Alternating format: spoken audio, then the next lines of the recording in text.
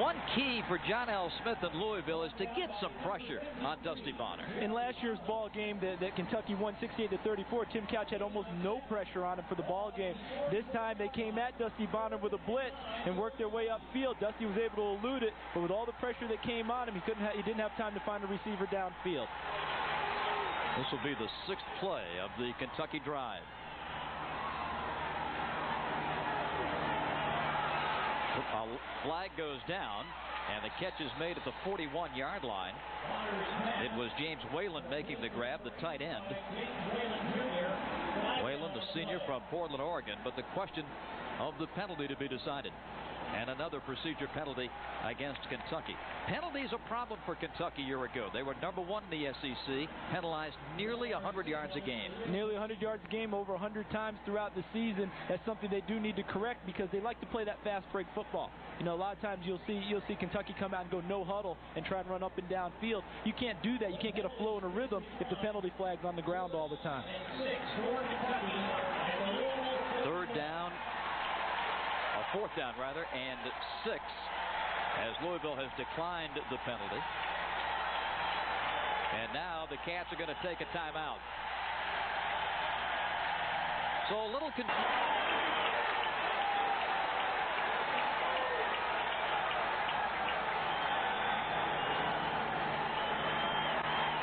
Bonner has time.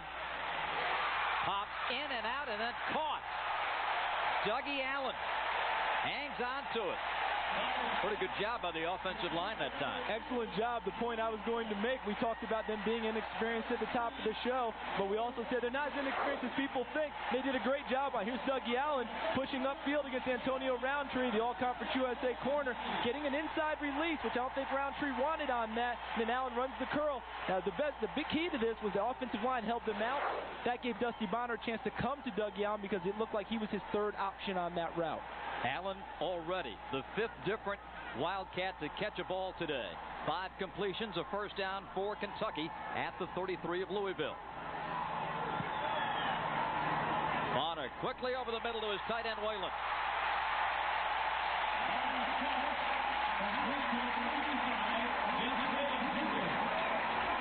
The Cats love to throw to the tight end. When Hal Mumme, in 2 years, was the coach at Valdosta State, for 2 different seasons of that tenure in Georgia, his tight ends caught more balls than his wide receivers. He has no worries about where the ball goes. He just wants it in the air to the open receiver. It doesn't matter what position is hot. He'll go to the best receiver. 2nd and 1. McCord getting closer to the formation. Bonner deep over the middle, but too long. McCord was his man, just led him a bit too much. Just a bit too much, but the good thing out of that play is that will stretch Louisville a little bit. Right? They've had 2 plays, 2 shots downfield, the 1 completion to Gary Davis, and now this shot that they took to McCord, which will make Louisville get off of jumping short routes. Because if they don't, another guy will be free like Quentin McCord was on that play. Nice job by Hal Mumme with the script to begin this ball game. He just came free between 2 guys. He was so wide open, Dusty just missed him, that's all. 3rd and 1 with Pyatt in motion. And a good catch by Derek Smith, a true freshman at tight end. Lost his helmet. Smith makes the catch. 6'6" and 240. And just a baby. Just a baby, but a tremendous athlete. Runner-up for Mr. Football in the state of Kentucky, and a lot of other people voted him as Player of the Year. He's also slated to play basketball for Tubby Smith here at Kentucky. You just mentioned his vital 6'6", 230. This kid's got a chance to be a real special player here at Kentucky. Close enough to measure. You know, it's funny about it, Bob, events, but they are on the line, so Louisville has a tough time substituting defensively.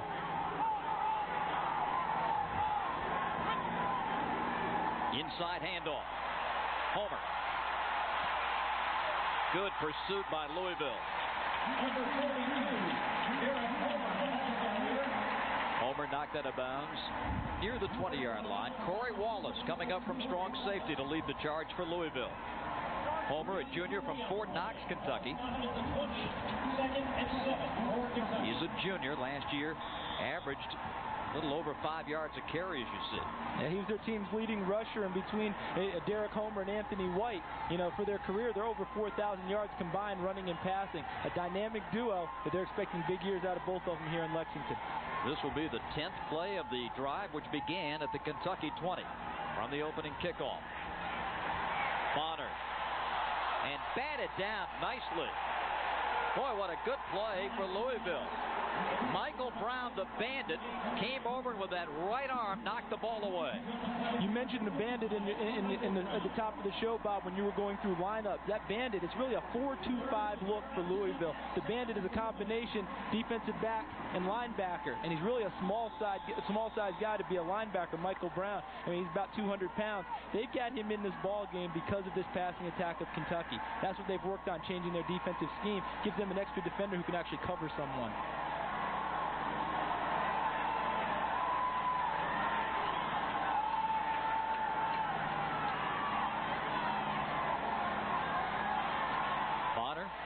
Dumps it again, and a grab down to the 16-yard line. Brad Pyatt making the catch.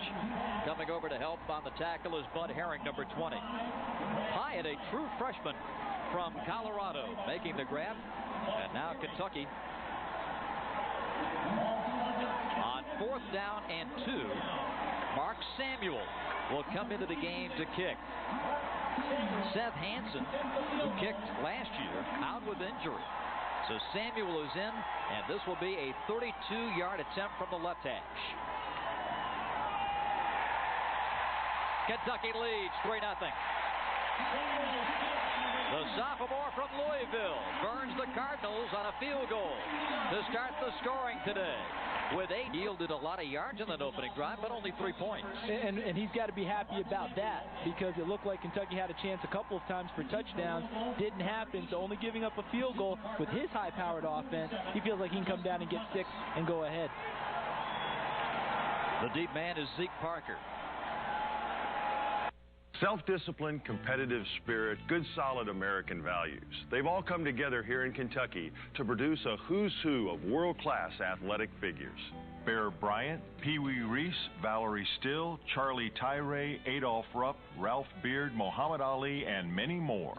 Kentucky Farm Bureau Insurance is the proud sponsor of the Kentucky. The offensive line, a little on the inconsistent side last year. They allowed 18 sacks. That's a key when you've got a passing quarterback. When Gribna comes out of the field, folks, it's a total eclipse. 6'10", 335 pounds. Arnold Jackson makes the first catch of the day, a preseason All-Conference USA. Moreau. Loose ball, Kentucky's got it. Frank Moreau coughs it up, and Kentucky gets it right back. David Johnson, the strong safety, caused the fumble. And the Cats are back in business. And a guy that they were counting on, Moreau, to have a big day running it, makes a big mistake early. A tough start for him, especially since he had a nice hole there. Only thing, they got him from the backside. Ball was stripped out. And you see the Cats diving on it, and they come up with it for the 1st and 10 for them, going the other way. Here's the situation now, Bob. Big ball game. Mistakes are always the key. Turnovers are the key to a ball game. Does Kentucky take a shot at it right away while they got Louisville a little bit unsettled? Well, one thing we saw in that first drive, Charles, is that Hal Mumme, it's business as usual with the air raid 99, and Bonner, the commander, over to the 39-yard line of Louisville. Another grab for Gary Davis. It's his 2nd catch of the game. And Gary Davis had spent all preseason worrying about how well he was performing. He had said he hadn't been doing as well as he should have been. I think that he's vindicating Hal Mumme's confidence in him today so far. 2 big catches to start this ball game. And Kentucky is ready to go. They want to get that no-huddle offense cranked up now. It's 1st down at the Louisville 39. Bonner looking, swings it, and complete to Homer, but Louisville's there to cover. And it will be a loss to the 46. The line.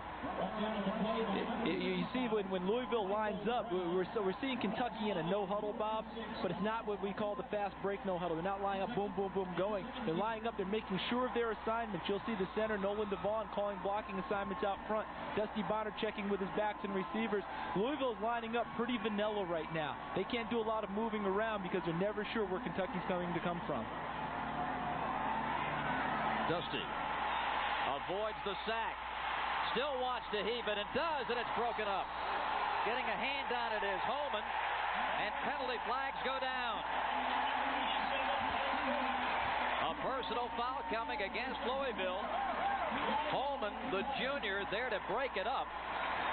And how about the cool Bonner? He just avoided a couple of would-be defenders and still had the presence of mind to find a receiver. Good call, too, there, Bob, because normally what you see out of guys who are a little bit inexperienced are the happy feet and they immediately take off. He went trying to make a play, although that's a tough play to throw back into coverage. When you throw back towards the middle of the field, that's tougher because there's probably more coverage coming from inside out. And then the personal foul. Here's a good play by Holman in the corner, knocking it down. Personal foul coming from the backside, Corey Wallace, the junior college transfer, who John L. Smith told plays with his motor always on high, has to throttle it down just a little bit. They had a nice play today, turned into a bad play. So with the personal foul, it's an automatic first down for Kentucky, just inside the 30-yard line. 3-0 Cats, 7:20 left in the opening period. Inside handoff to Homer, nothing left.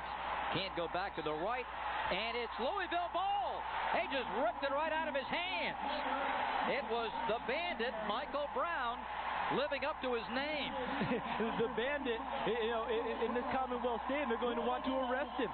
That was an excellent play by Michael Brown because nowadays, Bob, when they teach you to tackle, what are they teaching you to do at the same time? Strip and go after the football. Here you see Homer trying to make a play, and then Michael Brown on the tackle just took it out of his arm. 1st and 10 Louisville going the other way. A big play for the Louisville defense. Big break. Look at the reaction out of the Louisville side as Rashad Holman going over, give him a little love. The rest of the defense tell him it's a great play. That's a picker-upper for him, and Frank Moreau is going to be real happy because it gets him out of trouble. Swing comes out to Moreau. Penalty flag is down, and Moreau out of bounds at the 44-yard line.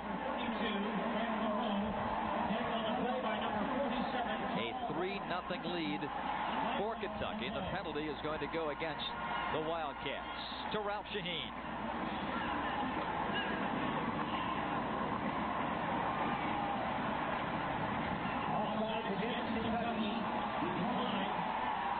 Let's go to Ralph Shaheen. Bob, Coach John L. Smith got a great night's of sleep last night. The reason being, he knows for a fact his players did not. The team dinner last night was quiet. The team breakfast this morning was quiet. He knows his players are focused and ready to play. A business-like attitude for the Louisville Cardinals. That's exactly what he wanted. Comes up with a big break, Ralph, to get that ball back as the teams trade fumbles.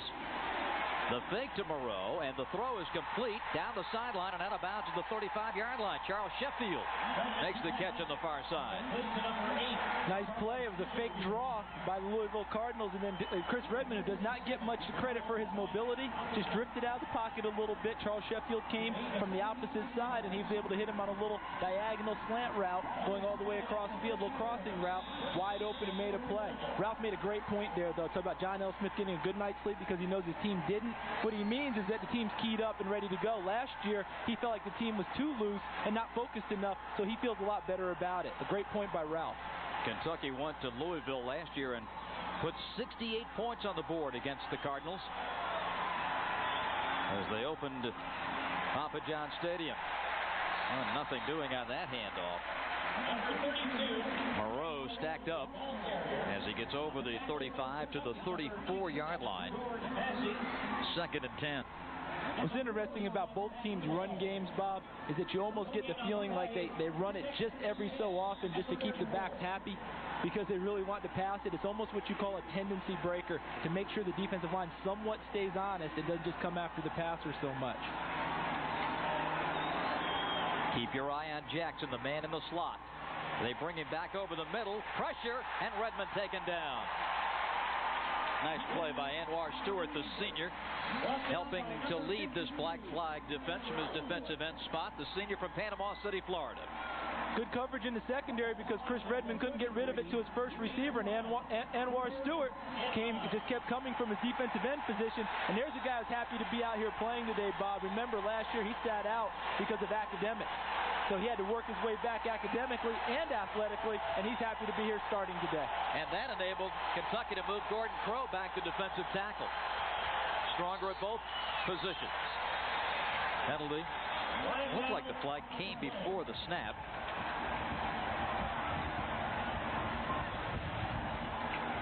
And it is a procedure penalty against Louisville.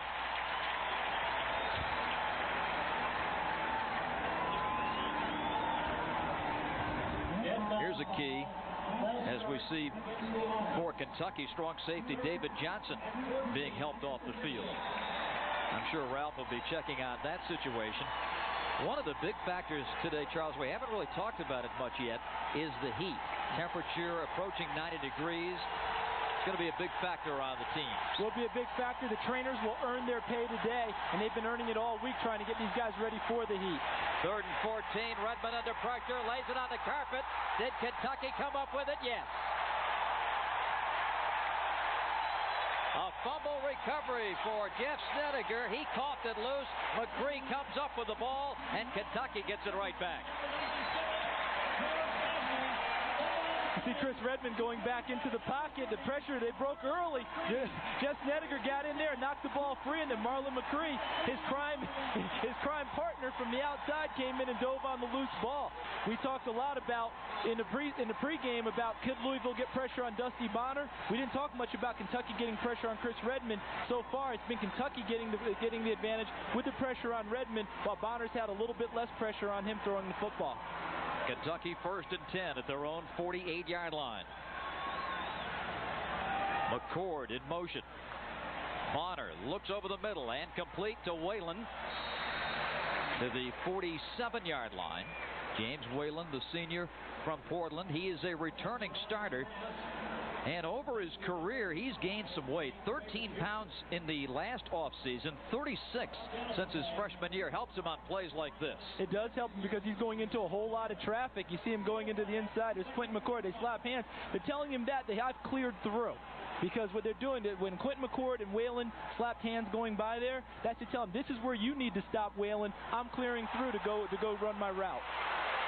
Coming around, Allen to the Louisville 44. You mentioned those crossing routes, and that is a big part of Hal Mumme's offensive scheme. Huge part of it because the crossing routes are very difficult to cover. If you're in zone, you can cross from one zone to another, and the guys who are playing zone aren't sure who picks up that receiver. If you're playing man-to-man, you run the crossing routes, you almost run as picks, and you run people by. It was a great replay by Ray Goodrich and the crew because when they slap their hands to show that, all it is a point on the field to tell Whalen, this is your spot to sit down in the zone. I will clear the rest of it for you. It's just a matter of knowing your geography. These Kentucky guys do it so well.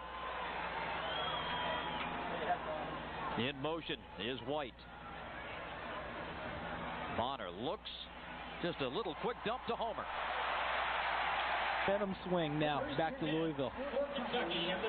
As the kids say, he had a little juice in that one. He had a little juice. Very happy because they had a chance to really be down in this ball game. The turnover that took them downfield, and Kentucky had the ball. Then they got it back once, and Kentucky got it again. Then they got it a second time. And don't you think, Charles, that now that kind of pressure flips to Dusty Bonner because now his ball club is behind? It flips to him. It's not a great amount because it's only 7-3, but the byproduct of it is now he has to think about where he delivers the football. That last interception was a result of Louisville sitting on all the short routes. They've got to push them back off of them a little bit so that the guys have room to operate underneath. The single setback set, and Bonner, speaking of stretching the defense, complete!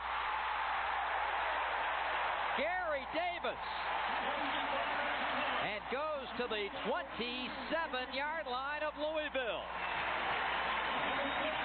A 52-yard pass play. It wasn't a thing of beauty, Bob. When we were talking about them stretching them, Dusty Bonner comes out. You see Omar Smith, number 74, providing some protection there. Didn't need to really do much. Ball wasn't the most perfectly thrown ball. Fluttered up there a little, but Gary Davis hung with it and again beat Antonio Roundtree, the Conference USA cornerback, and made the catch. It looks like he's down after that. It wasn't the best ball Dusty Bonner's going to throw today. That's a ball that should have been intercepted by Antonio Roundtree, or at the very least batted down. He had the inside position. It's almost like he went blind at the last second and just totally missed the ball.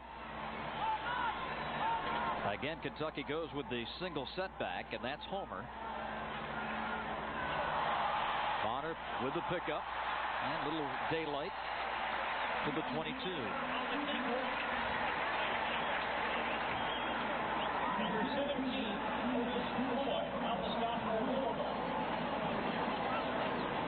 Under 2 minutes to go in the period. Be sure to join us. I'd like to extend a very warm welcome to those of you in Lexington and Louisville who have tuned into today's game on our sister network FX. This special presentation of College Football Saturday and SEC TV made possible by Fox Sports Net South.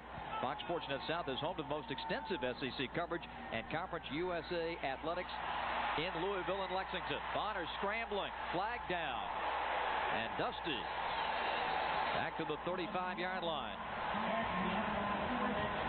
I think they're going to get him for holding in the offensive line on that play. It looked like Louisville was starting to break free pretty well. The last, it was holding there by Kentucky. Remember the last play on the missed snap, the fumble snap by Bonner, Bob, and he had to pick it up and run it.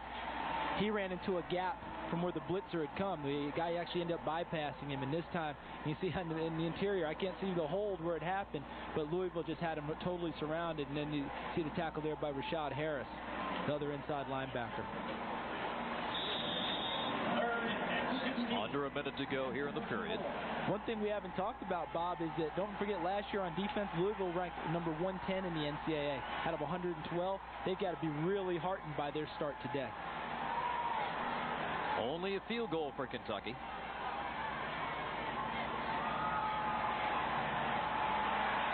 Bonner. Just nowhere to go that time. Derek Homer made the catch, but the Louisville defense, led by Rashard Harris, was right there. Excellent job defensively by the Louisville Cardinals. Chris Smeelan, their defensive coordinator, has got a nice game plan going. And Greg Burns, the secondary coach, who was a good player at Washington State, they've done a good job covering downfield, albeit a couple of passes have gotten through. But they really smothered them that time and forced Dusty Bonner to drop it short. And then on that play, they were able to make it. There's some more pressure coming from Donovan Arp. Ball was away. He held off of the quarterback, so he didn't get a 15-yard personal foul penalty. 7-3 as we start period 2. Fourth down and 17 for Kentucky.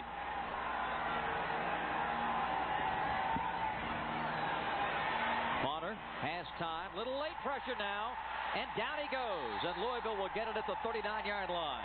Good pursuit by Mike Gantos. The senior defensive tackle was blocked initially, but finally his will prevailed. His will prevailed, and he ended up getting a sack, something he didn't do all of last year. Preseason Conference USA selection. This guy's played hard for him for 4 years. He'd love nothing more than to avenge last year's defeat, which happened in Louisville. And speaking of last year, it was a score-a-thon as they opened Papa John Cardinal Stadium in Louisville, Kentucky. Hal Mumme starting his second year at the time, and John L. starting his first year at Louisville. Outside, Jackson goes out of bounds at the 45-yard line. But it was a point a minute, it seemed, as the Wildcats and Cardinals locked up. Hal Mumme against John L. as they opened the season almost a year ago to the date. The big story was Tim Couch. He had a day for all time. 7 touchdown passes, 7 of the 8 that Louisville had in the game. And Couch was just incredible as he would... That was about the most pressure he had all day. Yeah, that was about it right there, and he found his All-American receiver, Craig Yeast, for one of the 7 touchdowns he threw. And remember also, Bob, no interceptions that day. Now Redmond throws it behind Jackson this time.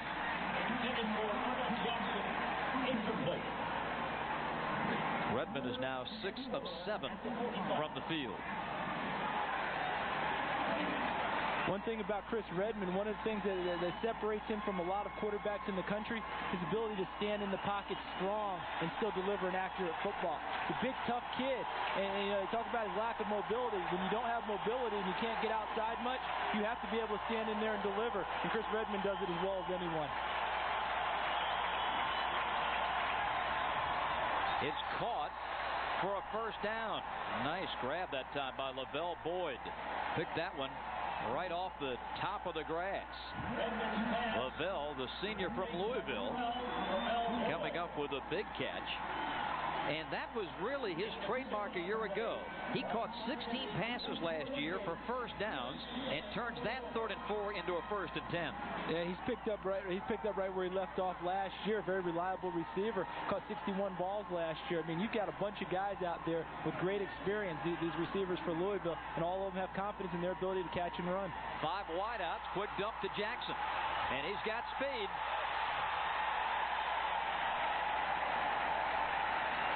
This little guy, he is 5'8", a senior from Jacksonville, Florida.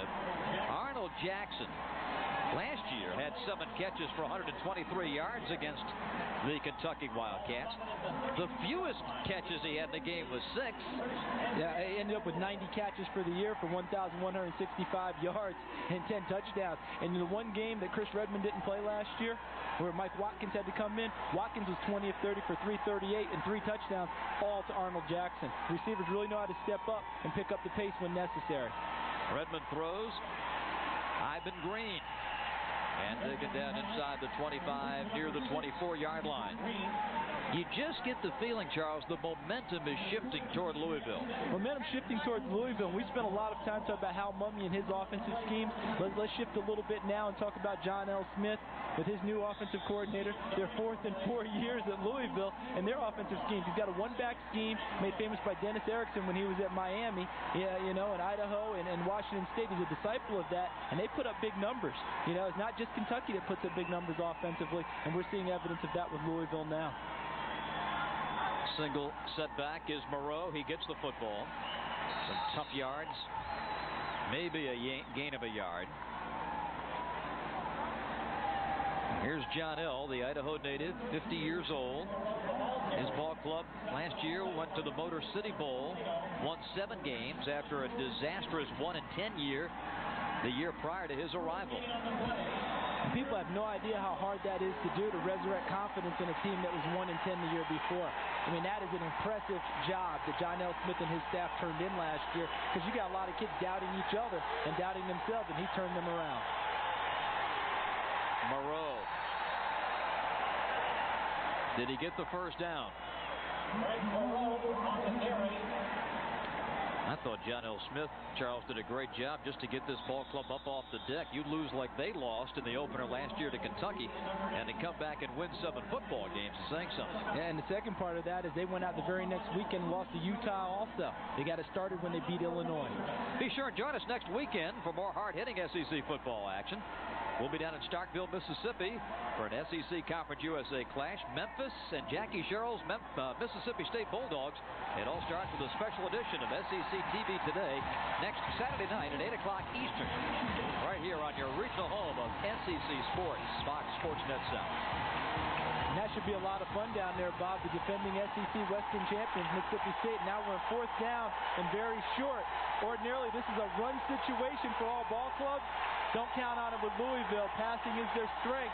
Would not be surprised to see them fake a run and throw the ball here.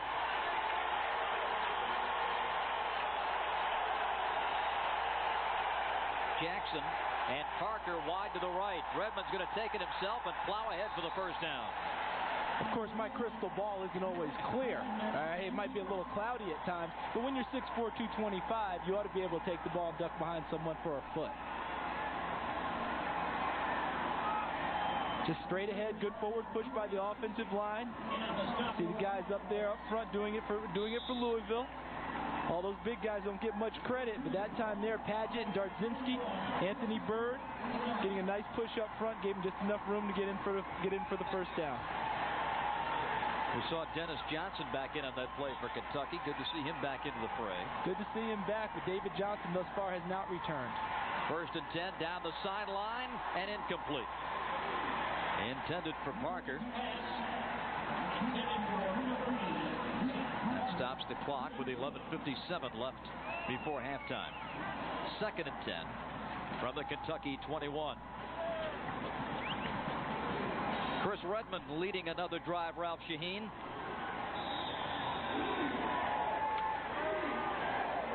Louisville, who's 6 feet 205, played as center. His father, Bob, played. He was 6 feet 2, 215 pounds, played as center. As Charles just said, Chris is 6'3", 225 pounds. Well, the fourth generation was just born on Wednesday, weighed in at 10 pounds. Good grief.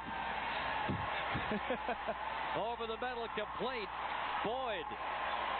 A flag back near Redmond. We may have a roughing the passer penalty. First down for Louisville if they take the play down to the 10. See, on the end of it, there's Redmond just buying himself a little bit of time. Oh, without question. Going to be roughing the passer, Jeff Snedeker. Really no reason to go ahead and make that play. I mean, that's 2 or 3 steps afterwards. I know he doesn't like quarterbacks. You know, I know he doesn't like quarterbacks and offensive players very much.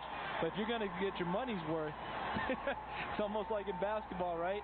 Guy goes to the basket, make sure he does not get the hoop and the foul. You just get one. That one was just unnecessary. So with the penalty, the football down to the 5. First and goal for Louisville. Cardinals leading 7-3.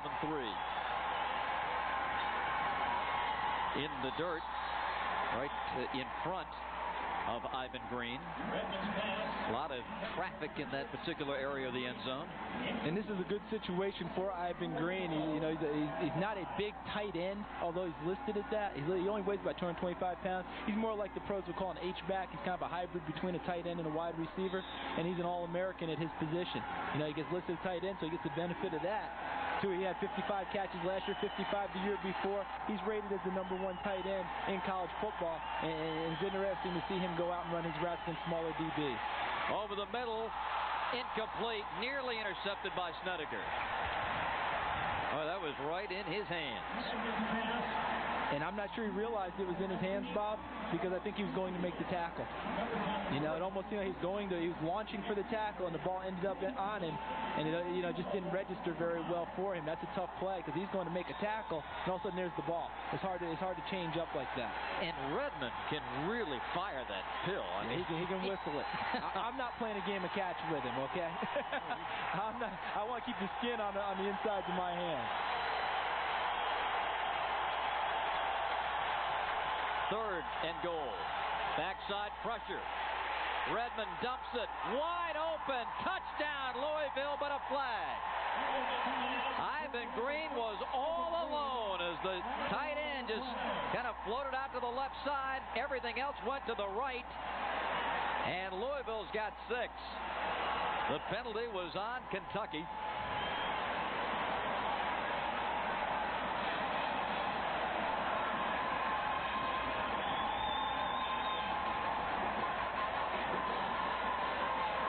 What a call from the Louisville sideline. The flag will be disregarded. Touchdown, Cardinals. A little creativity on that play, huh, Bob? It's not just Kentucky that has creative offensive mind. Scott Linehan, the new offensive coordinator, came from the University of Washington and played at Idaho, so he knows John L. Smith well. Did a great job on that call.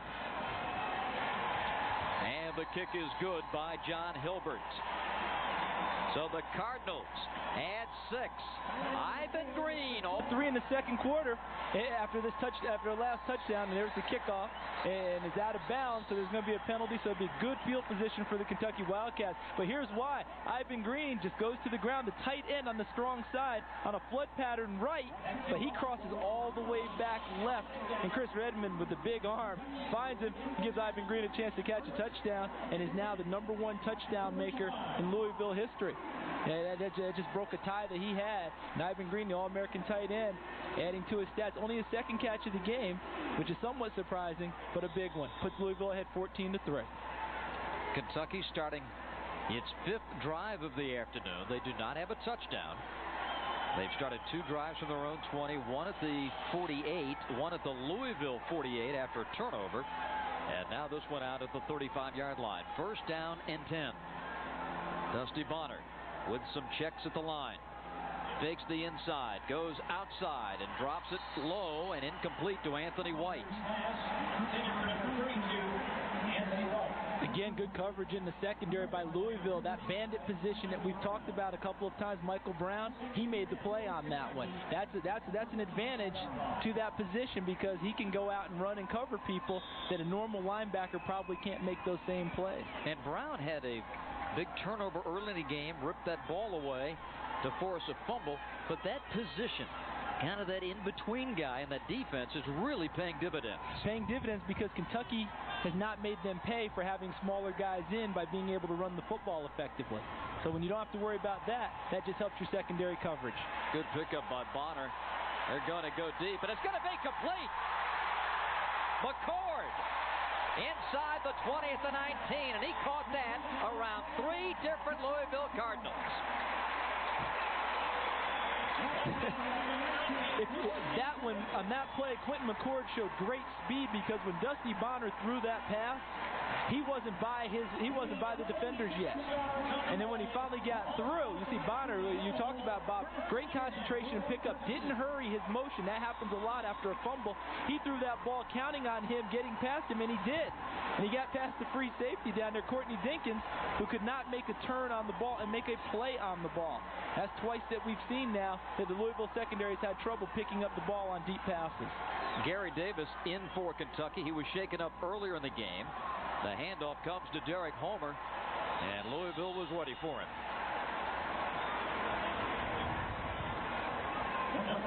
We just talked about, Bob, that's twice now. Remember Antonio Roundtree on the ball that Gary Davis caught before? A play that he should have made.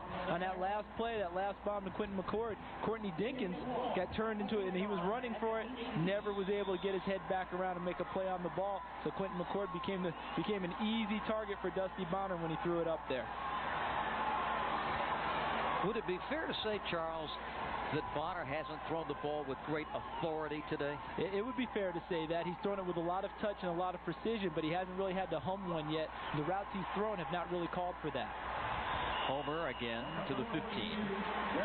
Derek, the junior from Fort Knox, Kentucky.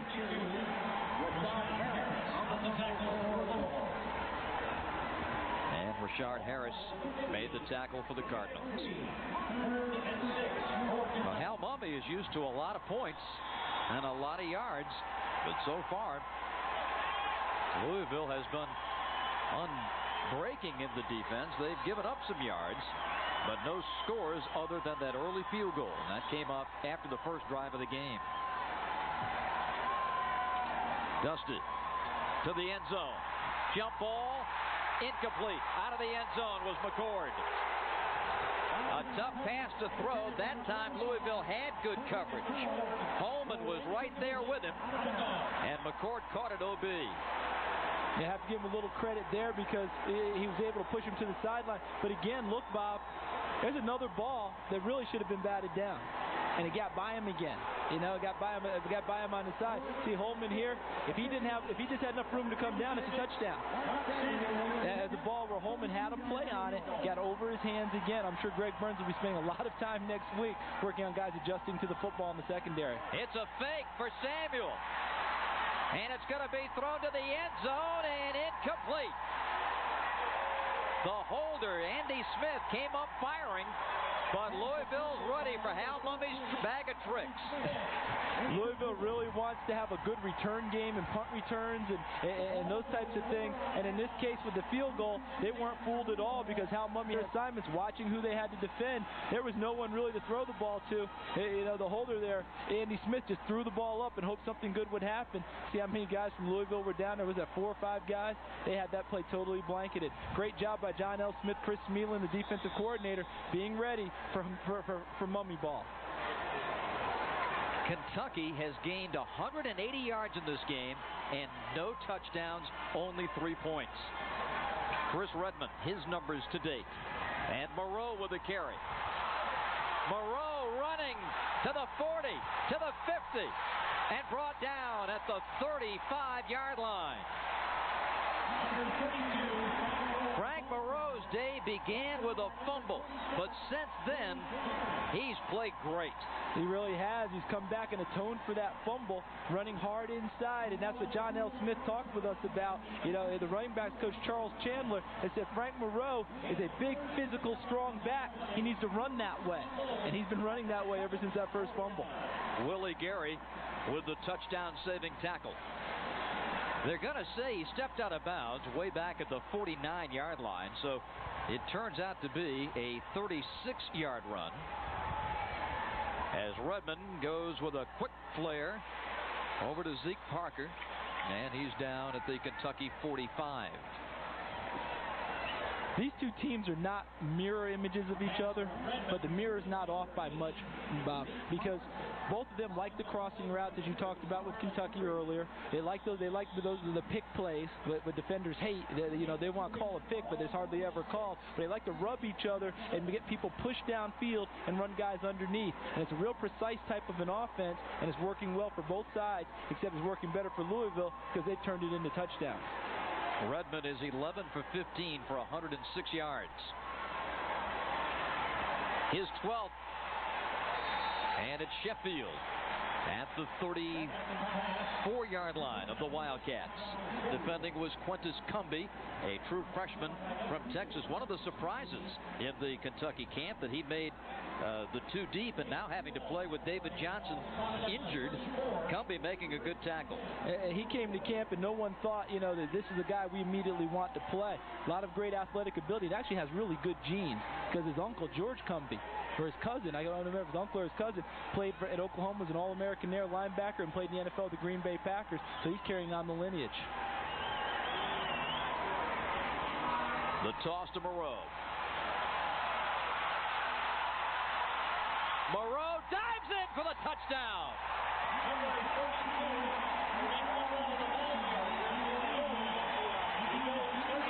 Boy, they love their thoroughbreds in Kentucky, and Frank Moreau is running like one in this second quarter drive. I'll tell you what, if he keeps running like that, they may want to run him on that first Saturday in May. I mean, this guy has really picked up the pace. That fumble, he wants us to know that was an aberration. Because remember, even on the fumble, he had a hole that he was vaulting through, and this time he took it all the way. But he got some great blocking downfield from his offensive line, his tight end, Ivan Green, and then he vaults into the end zone himself. The kick is good. Louisville 21, Kentucky 3 on Frank Moreau's touchdown. Hi, Jack. Commonwealth Stadium in Lexington, Louisville 21 and Kentucky 3. As John Hilbert gets set to kick it away for the Cardinals.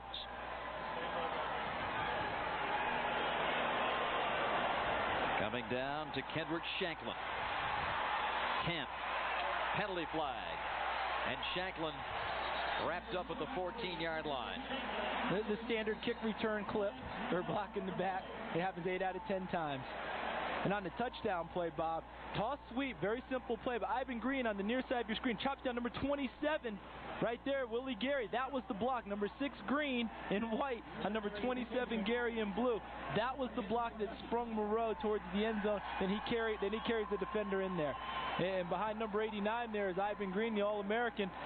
Not only does he catch the ball well, showing a little blocking ability. The one thing that he gets criticized for the most, he's telling us today, I can do that. The penalty is going to back Kentucky to the 6-yard line. We talked about it in the first quarter when Louisville took the lead, how the pressure of the game had shifted. Now Dusty Bonner and the Cats are down 21-3, and I've got to feel that the pressure is starting to affect young Mr. Bonner. Not that it's going to affect his performance, but the feeling like I've got to get something done. Yeah, because he's got great stats so far. He's 15 to 23, more completions in this the first half than he had in his career thus far. But they're not translating into points. So he's got to figure out how to do that. And now it looks like it's a safety. It's gonna. Oh, he got out. How do you do that? Nice job by Derek Homer. It looked like he was dead in the end zone for 2. And I'm sure the Louisville coaching staff is asking the exact same question. Looked like Bud Herring was going to get him early, finally tackled him out of bounds. Yeah, my apologies, Bob, for stepping in there. I was just so surprised. A little toss there. Michael Brown, the bandit, missed him initially. He had his chance, and then he ran out there, and look at Bud Herring pushed him out of bounds on the 2. So they're still in good shape defensively, but boy, that would have been a huge play if they'd gotten a safety there. 2 points in the ball. not bad. Not bad at all, especially with the momentum they've got built up right now offensively.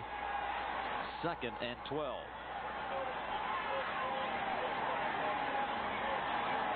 Bonner, complete. Whalen to the 13-yard line. Not enough for a first down. They'll mark it at the 14-yard line. Corey Wallace, the strong safety, with the tackle. This is the first time I've had a chance to meet Hal Mumme, and I tell you what, you saw me yesterday when we walked out of his office. I'm a big Hal Mumme fan, and one of the reasons why is he's true to his deal.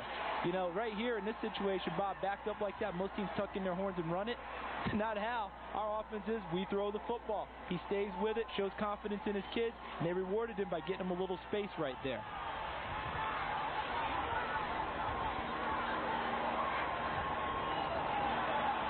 With the audible.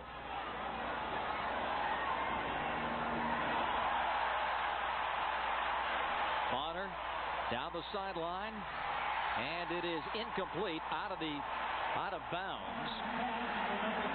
Intended for White. He got it to him, but Louisville was able to cover. Bud Herring was the man, number 20.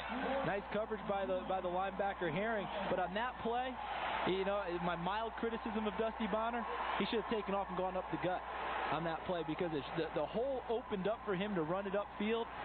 And in this situation, the Louisville secondary, very vanilla. They're not doing much disguising or trying to hide their coverages, Bob. They're lined up in it. That looks like, they're just set up. And now they did a great job in the secondary. Dusty had nowhere to go with it, but the hole opened in front of him. If he ducks up in there, it's a first down. But he tries to show so much patience on that play and try to throw the ball, just ends up with an incompletion. It's a very mild criticism of him, but that was one there. First down would have been advisable. Louisville leading the first punt of the day for either team. Kentucky's Andy Smith ready to boot it away. The Western Kentucky transfer, former walk-on here. Oh, it's going to be snapped to the up back. But Louisville, after getting him initially, A.J. Simon is able to break a tackle to the line of scrimmage and get the first down. Oh, that Hal Mumme. I tell you what, when you build a reputation for doing these things, you almost think you have to back off a little bit from it to build up the surprise again. But Hal Mumme doesn't do that. Hey, I might fake it any time. I might go for it. I might do anything. A lot of credit has to go to A.J. Simon on that play, because you called it, Bob. They really weren't fooled. He ran with determination and got that first down.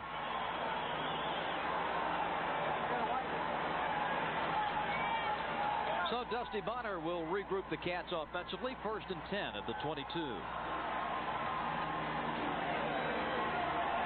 Bonner sidesteps one man. Room to throw and completes it to Chase Hart. First down, Louisville.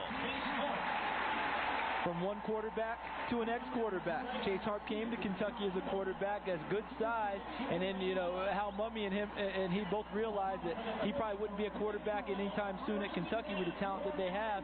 Asked him to move in the spring. First he didn't want to do it. Most quarterbacks don't, but then he took to it with enthusiasm to become their starting H-back. Nice catch by him.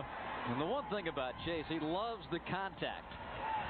So once he got a taste of catching it and hitting somebody, he liked it a lot more. Bonner's going to run it this time. Penalty flag goes down as Dusty gets to the 36. 6:09 left in the second. That's Corey Wallace. Let's see what happened at the tail end here.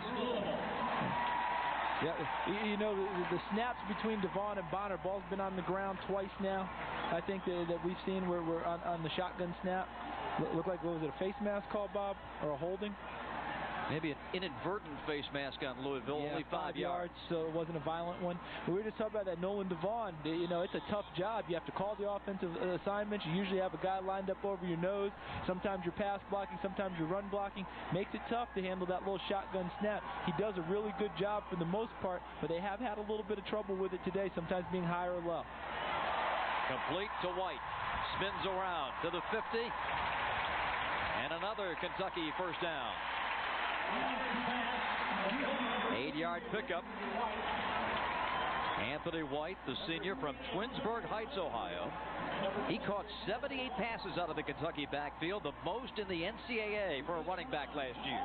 78 balls he caught last year, and in talking with Hal Mumme yesterday, he thought that he might catch that many or more this year, based on Dusty Bonner having so much confidence in him. And he has a chance to join a special group, Bob, if he gets up to 1,500 yards rushing and 1,500 yards pass receiving for his career. Only 2 other guys who've done that in NCAA history.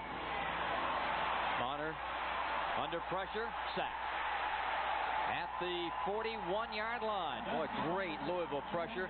Michael Josiah, the defensive end, coming up to lead the charge. Redshirt freshman from Alabama, showing a little fire.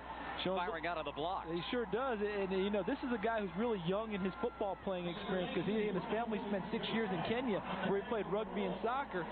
And in this case, you know, he's just really learning the game as he goes along. But look how he runs down Dusty Bonner. Now, part of the reason is because Dusty doesn't approach the line of scrimmage. He's still running parallel, looking to make a play with the pass. You know, sometimes you have to turn that ball upfield and threaten the line of scrimmage, but Dusty was just trying to make a play. Nice little swing out to Derek Smith. Gets a couple of yards. Derek Smith, number 20, on carry on the stop for Louisville. I think what we're seeing, Bob, is evidence of what John L. Smith and Chris Smeelan told us the other day when we talked with them. Why do you think you'll be better on defense this year, Coach? Well, our players are a little more experienced, but we also have better athletes on the field. Michael Josiah running down Dusty Bonner is an example of that better athlete, a defensive end running down that quarterback. No substitute for speed on either side of the ball. Bonner out of the gun. Unloads to the sideline. Nice catch by Whalen. Whalen to the 5. Dives for the end zone. Touchdown, Kentucky Wildcats. What an effort by James Whalen. Great catch and run. He went 32 yards after he caught the ball.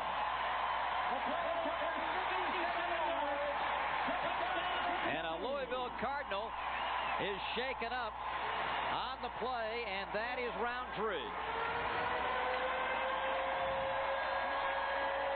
Wow. You hear the air raid sirens behind us. I mean, they love it. James Whalen was a walk-on when he came to Kentucky. Had to sell himself to the program. Brought his own tape and showed it and said, I can play. And they asked him to come and walk on and be a part of it. He has developed so well that they moved last year's starter, they lose Jimmy Haley, to defensive tackle. And you remember in this game last year, Jimmy Haley had that great one-handed inside there, and then Dusty Bonner delivering that touchdown strike to Whalen. Sailing back, Parker. He'll down into the end zone, and Louisville will bring it out to the 20. Samuel Skate goes into the end zone for a touchdown. 3 minutes, 45 seconds left before halftime. Louisville 21 and Kentucky 10. Now Hal Mumme's defense will be called upon to get the ball back. Against what we've seen, a very poised Chris Redmond today. You would expect that. The senior who's been through it all at Louisville. His numbers to date, 12 for 16, 2 touchdowns and no picks.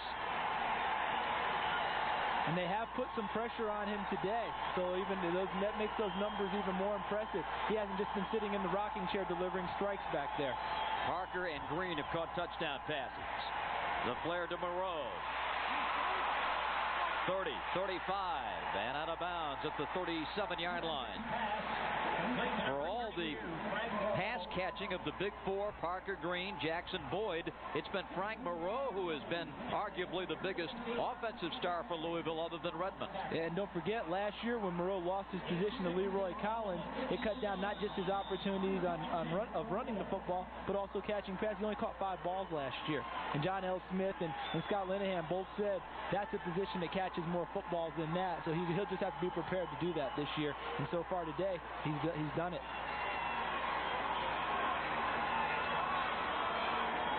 Moreau gets it again on the toss sweep. And on first down, a good gain over the 40 to the 43. Frank Moreau has been plagued with inconsistency during his Louisville stay. He's had some big games in the past. As a sophomore, 158 yards against Memphis. His freshman year, 140 yards against Northeast Louisiana. Last year, 135 against Cincinnati.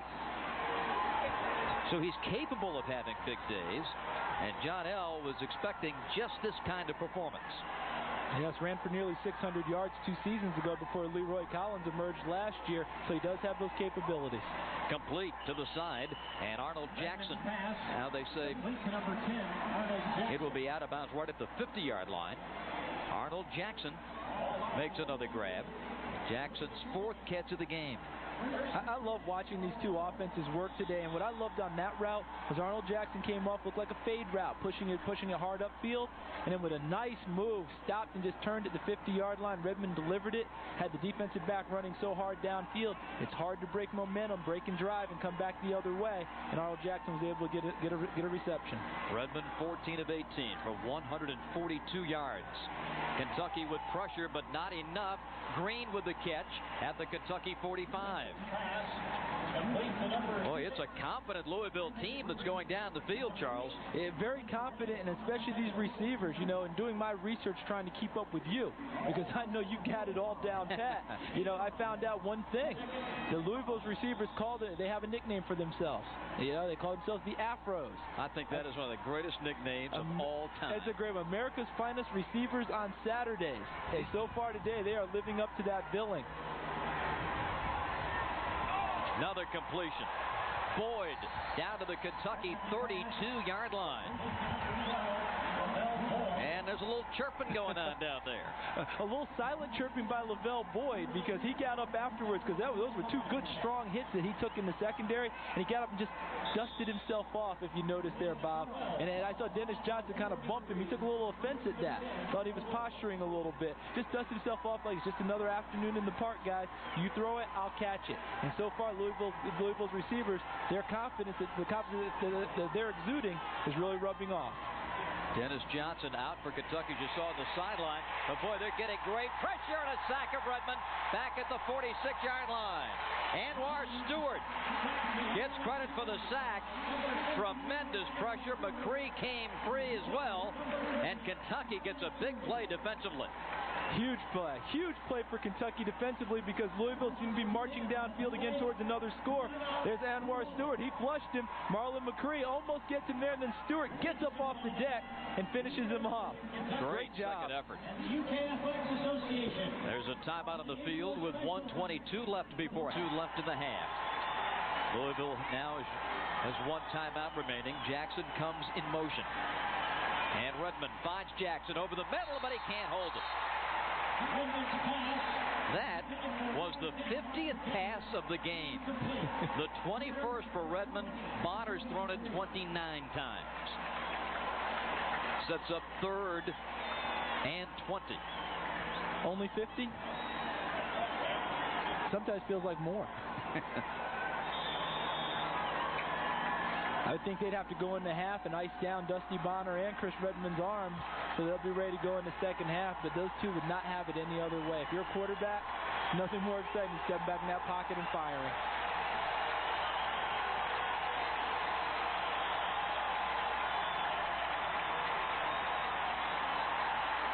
Complete.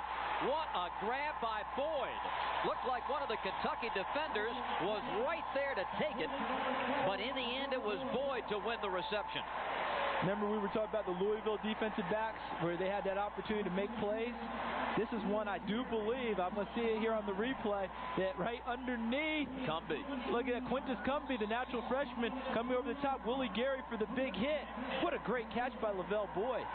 First he had to fight off Cumbie, and Cumbie's hands in his face, and he caught it there, and then had to absorb the blow from Gary. Boyd's fourth catch for 55 yards. Redmond complete. Sheffield inside the 5 and down to about the 3. Louisville with 51 seconds left in the quarter has it first and goal at the Kentucky 3. I called Dusty Bonner a dart thrower earlier. Those little strikes he's throwing, Chris Redmond's throwing laser darts right now. 18 for 23. And everything he throws is right where it needs to be. They're going to power this one. Moreau to the end zone. Didn't get in. It'll be second and goal. 35 seconds and counting here in the second quarter. Now the Redbirds will take their final timeout and set up what they hope will be the fourth touchdown for Chris Redmond and company. 21-10 Louisville, but John L. Smith's ball club looking for a measure of revenge here today after the spanking they got. A 21-10 lead, and they're looking to take it to 28-10 if they can. And with 32 seconds on the clock, they've got plenty of time to get this done. But it's interesting about what you do calling your plays offensively here, Bob, because with 32 seconds, seems like a lot of time, but they have no timeouts left. So if you run the ball, you've got to really get up there fast if you don't get in, or if you throw, or do you just decide to throw the ball a few times, which saves time. Coming up, Dusty Bonner and Kentucky with it first and 10 at the 31. And in this situation, you have to work sidelines, Bob, or you have to get first downs, because a first down does stop the clock. Bonner flushed out. Looks to throw to the sideline. Intended for McCord, out of bounds. Intended for number 25, Quentin McCord. Incomplete. 18 seconds, or 19 seconds, the time remaining.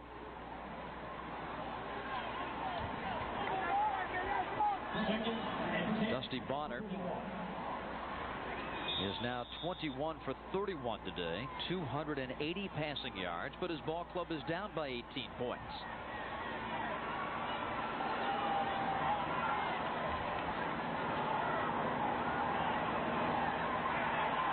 Bonner's taken down. Loss of a couple back to the 29. Kentucky has 2 timeouts, and they're going to take one here, stopping the clock with 8 seconds. I'm a little surprised there because I figured when that sack. One more timeout for Kentucky. 8 seconds left in the half. This needs to be a big play downfield to have any hopes of trying to get points before the half. Wayland has caught a deep ball today. Davis also. And here comes the big ball. Down and incomplete. Intended for McCord. That stops the clock with 1 second left in the second period.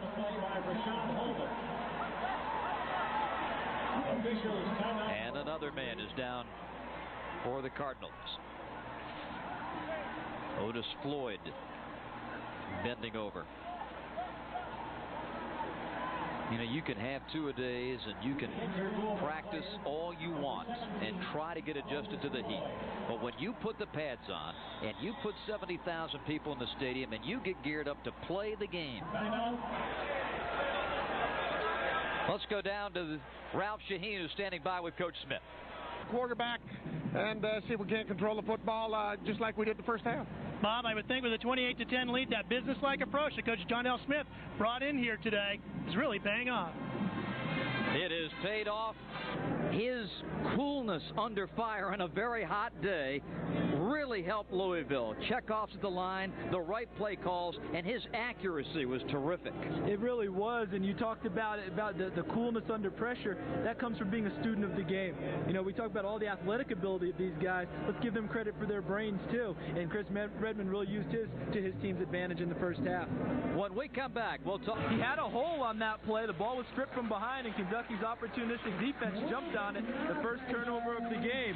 Things you don't want to see. A near turnover for Kentucky turned into a great play. Dusty Bonner picked up the fumbled snap and threw it down to Quentin McCord, who beat Courtney Dinkins because he wasn't able to turn around and make a play on the ball. Great adjustment by the receiver. Now Mr. Moreau picks it up. He picked it up, and as it turned out, John L. Smith told us it was an audible by Chris Redmond. Seeing an overshift by Kentucky, toss sweep, got a great block from their All-American tight end Ivan Green, and Frank Moreau goes all the way downfield and dives into the end zone for a touchdown. And then Dusty Bonner back in the pocket, showing a lot of patience, delivers a strike to James Whalen. And boy, I'll tell you what, for a young man, this is an example of want to, right there. That's an example of want to, have to have it. I need to do something for my team. James Whalen scoring on that touchdown. Let's take a look at the first half stats. It's interesting. 15 rushes, no yards for Kentucky, but the sack yardage, of course, in college is figured. With Ralph Shaheen, we'll see if that happens. We know that the coach is concerned because his ball club is down 18, and they'll be kicking off to start this third quarter. And Charles Davis, in looking at Dusty Bonner, with what we talked about before, all the pressure of replacing a Tim Couch, his stats look pretty good, but how would you grade his first half performance? I'd grade it as above average because he did make some plays. You know, he's done a lot of good things. The reason they haven't scored hasn't all been Dusty Bonner's fault. You know, it's like everything. The quarterback gets all the credit and a lot more of the blame than he probably should. I think he's above average on it. I think that he's going to learn as time goes on when to tuck it down and go upfield and try and run sometimes, as opposed to staying in that pocket, continuing to look for someone to throw it to. Sometimes he just runs out of time. The Cardinals are coming back onto the field. Over the years, for 16 yards. You know, so he, you know, it's not like they're not capable of running the football. And Anthony White also, you know, had a decent year running the ball. He had 437. So they're used to getting production out of it, and you need some production out of your running game, so they can't just sit on the passing game totally. Mark Samuel to kick it off. Zeke Parker, the deep man for Louisville. Number 96, Mark Samuel will kick off for Kentucky. Ready for the third quarter. Bob Rathman, Charles Davis, Ralph Shaheen. Great to have you with us on Fox Sports Net South. Parker's going to drop anchor and bring it out to the 20. Now Chris Redmond leads the Cardinals back onto the field. Some final comments from the bench as he steps up. A football family to be sure. Chris's paternal grandfather Lloyd was a center and linebacker for the Cardinals in 1946. Chris's dad Bob, still the head coach at Male High in Louisville, played linebacker for the Cardinals 68 and 69. A glowing first half for Redmond, and the Cardinals with the ball and the lead as we start period 3.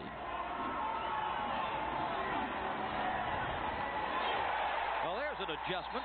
They nailed Frank Moreau on the first carry. What a play by Dennis Johnson.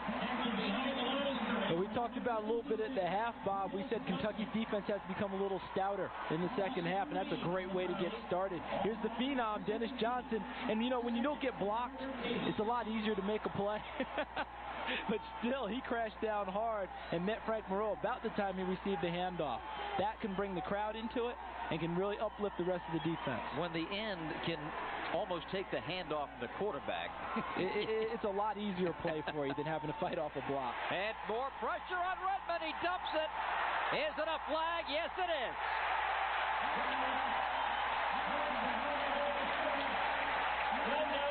What great pressure by Jeff Snedeker.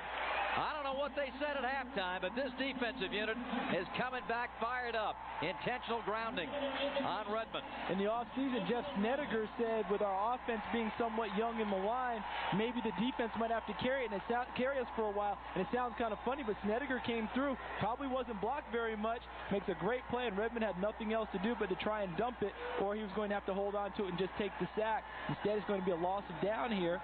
Should make them third down here because of the intentional grounding, plus the loss of the yardage. All the way back to the 3. So it's going to be 3rd and 27. On instant momentum changer. Let's see if Kentucky can close the deal on 3rd and long. Ordinarily, this is a play where you run draw and stop and punt, but I don't know if either team has that in their vocabulary. Redmond deep in the end zone, has time, floats it out incomplete, intended for Arnold Jackson. 4th down, and Louisville will punt. Chris Savory will attempt his first punt of the afternoon. The freshman from Louisville getting a test under fire. How would you like your first collegiate punt to be at the back line of the end zone? This would not be a lot of fun. Be interesting to see if Mike Major decides to go after him and really make a big play here, or if they just want to get the football and let Hal Mumme's crew go. They're coming, and Savory gets rid of it. Short, taken on the run, and down to the 23-yard line. What a great return. Kentucky has unbelievable field position. Great return by Shanklin. Yeah, sorry about that, Bobby. The best part about that return was that he got to the football and caught it. So many punt returners in that situation knew he didn't have any blocking because they had a 10-man rush on the play. A lot of punt returners will let the ball hit and bounce and just die. Ordinarily what happens on that is the ball will hit and you will lose yardage. In this situation, Shanklin got to the ball, makes a great one, and then was real physical in his run and takes on 2 or 3 Louisville Cardinals. Dusty Bonner under center. Homer is the lone setback, gets the football as Hal Mumme does indeed go to the run on 1st down. He'll script his second half plays like he will to start the game. And we got the tip-off from Ralph Shaheen in talking with the coach that he wanted to get this ground game going. So Homer the first carry, but nothing doing. It'll be 2nd and 10. And when they're not making any yardage offensively with the running game, it's not just Hal Mumme who's worked up about it. Guy Morris, the assistant head coach and offensive line coach, the former Philadelphia Eagle, he takes that personally. So I know he really challenged his line at halftime to make a play in the second half. McCord in motion. Dusty, good pickup of the pressure from the outside and complete. Whalen inside the 10. Boy, the line did a good job. There was some outside pressure coming from the Cardinals. It was picked up. It enabled Bonner to stay in the pocket and fire the pass. And this was a situation where the offensive line formed that cup. See how they pushed him wide, let Bonner step up and make that throw? Almost textbook in pass protection. Push him wide, let the quarterback step up and deliver. 1st and goal for Kentucky at the 9-yard line of Louisville. Just underway in the 3rd quarter, 28-10 Cats. Trailing, but looking to get on the board here. Bonner, tipped, incomplete, off the hands of Whalen. Bonner's pass. Well, a lot of white shirts down there, and a dangerous play on a tip ball in the air in the end zone. Yeah, a lot of hearts fluttered on that one who were wearing Kentucky blue, because once that ball got tipped in the air, ordinarily the defense usually has a better chance of making a play on the ball than the offense does.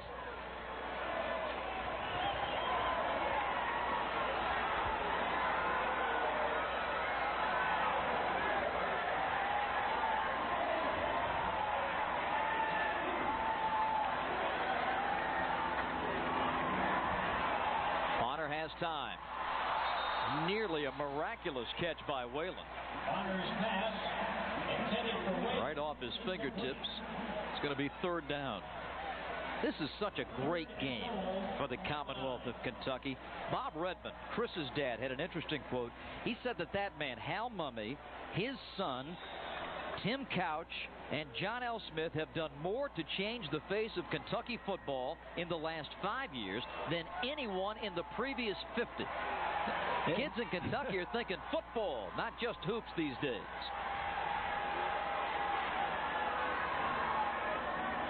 Coming in motion is Davis. Now he scampers back. Bonner still looks to pass. Too long. He had a man open, and that was Gary Davis. And again, Charles, it looked like Bonner had the opportunity to run, but wanted to finish off the pass. Wanted to finish off the pass. I know that he wants to have patience in the pocket and deliver it, but here you'll see it. Bob is right as he steps up. Go. go. Now, Michael Brown was in front of him. That's probably what he spotted. It's tough to throttle down when you start up, make that touch pass. That's all it was, because he tried to throttle down, just wasn't able to, and he just missed him. Mark Samuel from 27 yards away knuckleballs it through, and the Kentucky Wildcats do get 3 to cut it to 28-13. If you're ready to lose, ready for the Kentucky kickoff. Zeke Parker comes up to take it at the 8. A hole. Good tackle at the 24. 16-yard return, and Louisville sets up shop with decent field position. Now the 24-yard line, 1st and 10. The first Louisville drive to start the third quarter was a disaster. They're looking to make amends. They would certainly like that, because they're not used to going backwards when they're on the field offensively. They're used to going forward. And so I'm sure that Chris Redmond and Scott Linehan, the offense coordinator, have a little something different in mind for this series.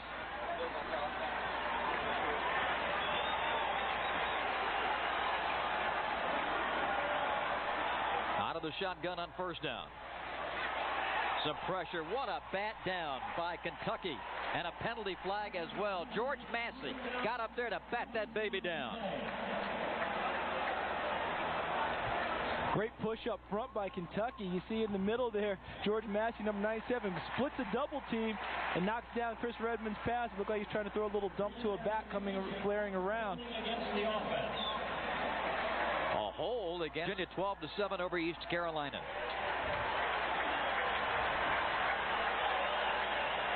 First and 20. Moreau, nowhere to go. This Kentucky defense, Charles Davis, looks like a brand new team. They really do. I'm not sure what Mike Major said to his defense at the half, or whether one of the seniors like a Snedeker or someone like that stepped up. But boy, they are playing so inspired this half. Gordon, you see Crow there just splits through, and a textbook front up tackle, getting some help from Marlon McCree from the outside. Doing a great job, and here's the emotion that they really need to have to play good defense at Kentucky. You know, they're not going to out-talent a lot of people, so they have to play with a lot of emotion. There was a flag on the play, and I believe Kentucky was offside. Offside, so they gained 5, so now it's 1st and 15 instead of 1st and 20. It's the third first down play of this drive.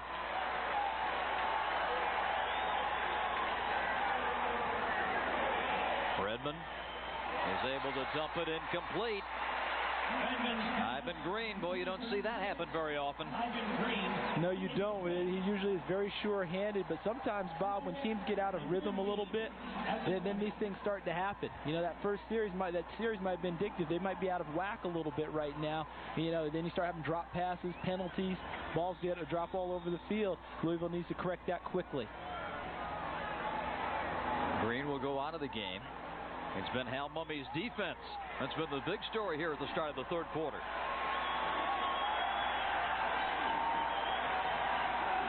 Second down, 15. Redmond down the sideline for Jackson. Incomplete. Had he caught it, he would have been out of bounds. Going to be 3rd and 15. Incomplete. It's a great route, fade route on the numbers, and what they teach you on that, Bob, is to run up the numbers on it and then fade to the sideline, because from the bottom of the numbers to the sideline in college football is 7 yards. That's how you have it measured out. So you run up the numbers, give you a chance to fade into the pass as you deliver it towards the sideline. Ran out of space on that play. Hal Mumme wants some noise. The Wildcat faithful respond for a 3rd and 15.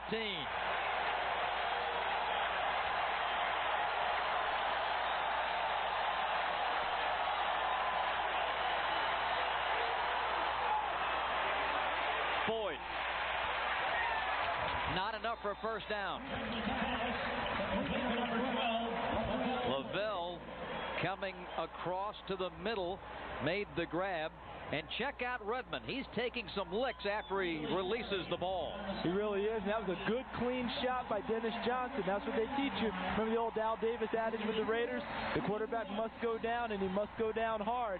And Chris Redmond, a big, strong, tough kid, hangs in there and delivers each and every time. An official's timeout has been called. And deep for Kentucky's Kendrick Shanklin.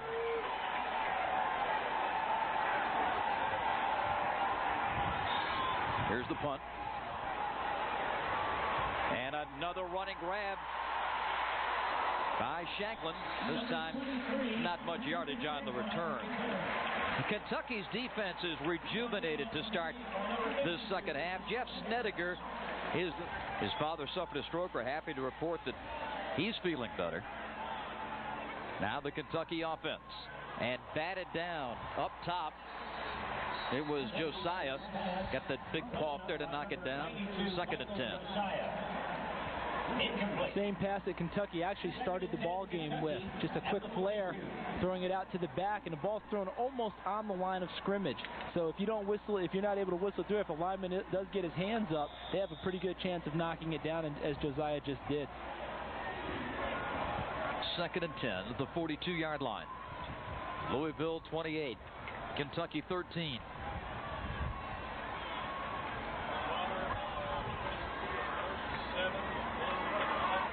Pressure and a sack for Louisville. Oh, Bonner escapes. Throws the pass. Incomplete. Whalen couldn't hold it in front of the bench. Houdini-like. Dusty Bonner escaped the Louisville sack, and Whalen is hurt. He's cramping in front of the bench. Yeah, I think you're right. By the way they're grabbing his leg and trying to put pressure up on the foot, I'm sure that it's a cramp. How did he get out of this? I'm not sure how he did. You see, Rashad Harris had him wrapped up. Then Josiah missed him, and a third guy missed him. And now he sets up. Look how he sets up and throws. That's a beautiful play, and I'm not sure if Whalen's got a monster cramp or if he's just feeling bad about dropping that pass. No offense to Jimmy Whalen, I know that he's cramped up on that play. That would have been a spectacular ending to a heck of a play by Dusty Bonner. McCord coming in motion.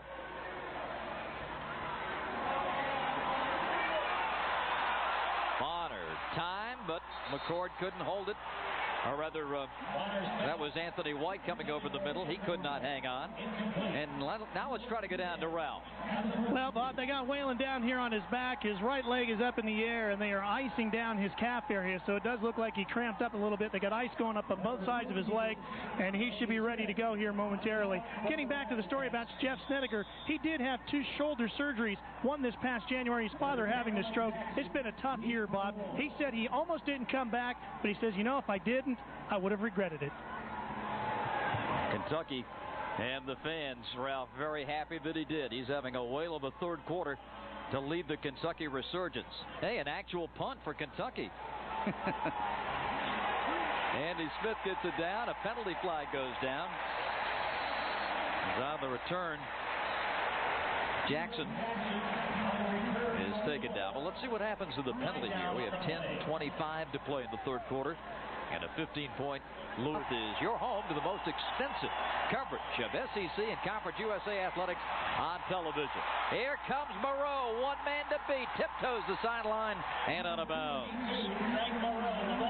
Frank Moreau, the fifth-year senior from Elizabethtown, Kentucky, with a big rush on first down for the Cardinals. And Moreau is really having a great day because he is running hard. But one of the reasons he's able to do that is that Kentucky has that pressure defense. There's 8-9 guys up on the line of scrimmage a lot of the time. So if you're able to get past the initial wave, if you get past that 3-yard zone in front at the line of scrimmage, there's usually room to run in the secondary because a lot of times they're playing man coverage and the defensive backs are being run off by receivers. They say he stepped out at the 40. Redmond throws and complete to Arnold Jackson. Spun down right at the midfield stripe. Jackson has caught 5 balls today, and he's up to about 50 yards. He had 7 games last season where he caught over 100 yards in the game, and 10 in his career. So they'll be looking for Jackson a lot here in the second half. They're going to measure to check to see if they have a first down. Carter in the second quarter. Yeah, great effort by him. Very similar to that last run, just that he ended up in the end zone on that one before rather than this one. Swing complete to Sheffield. Puts his head down. Goes out of bounds in front of the Louisville bench at the 45, 43-yard line of Kentucky. Complete to number 8. 8:50 left in the third quarter. Forced out of bounds. Well, Kentucky was able to kind of impose their will, a little adrenaline rush, some extra energy to start that third quarter. But now slowly Louisville getting back into that ball control, that possession offense that Redmond ran so well in the first half. Yeah, they were able to get out. Remember they had those two series there where they seemed a little disjointed. Seems like they've been able to recover and pick themselves back up and get back in sync. Toss to Moreau, tucks it under his arm, makes the cut, hurdles a tackler, and goes down to the 37-yard line. Frank Moreau, the ball carrier. Moreau's 13th carry of the game. Willie Gary. Another toss sweep, and then there's the point of attack. There's a block, and they're able to push Matt Leo out of the way. He wasn't able to make the play. Nice tackle downfield, though. It's a good way. Moreau up in the air like that kind of you give up your momentum a little bit when you launch into the air because he wasn't able to do it with his shoulders turning. But still, at the same time, Moreau fighting for every yard. And Moreau approaching a personal best for rushing yards in a game. Redmond throws, tipped and incomplete over the middle. For Louisville, Lavelle Boyd was the intended receiver, but another bullet from Chris Redmond. Another bullet, and what's interesting is we've talked a few times earlier about Dusty Bonner needing to have his receivers push a little deeper to get the defensive backs and linemen off of them. I think Chris Redmond may need to do the same thing. Look at this play here. Everyone's kind of sitting on routes now as they're running these short breakers. All right, there's Redmond once again taking a hit. There's Johnson, then there's Matt Gayton coming over the top, too. Don't be surprised to see them try and go downfield a little bit more while they still have room to operate. Third down and 4. Redmond out of the gun. And complete. Green. But will it be enough for a first down? It appears he was short. Yeah, they're going to mark him down at the 36. This is a spot where Hal Mumme probably wouldn't be a decision. He would go for it. I think in this situation, John L. Smith does the same. You know, he really wants to get points here. You're kind of in between. And last year, you know, his place kicker, Hilbert, I think his long was 42 yards. So he's probably pushing his range anyway. It's a good time. Don't punt it. Try and get a first down out of it. Yeah, you're talking 50-plus field goal attempt from here. Redmond, complete. Sheffield, he's going to go for the touchdown. Charles Sheffield with a great catch and run. What a pass from Redmond. His 4th touchdown pass of the game, and it's 34-13. A flag on Louisville, perhaps for celebrating too much, but they've got a lot to celebrate. You're right about the flag, Bob. It will be for the celebration. They were wiping off Charles Sheffield in the end zone. Like, you know, no one touches us. It's great. Your uniform's clean. All that. So they're going to whistle him for excessive celebration. But again, the 4th down play. He's going to cover 35 yards.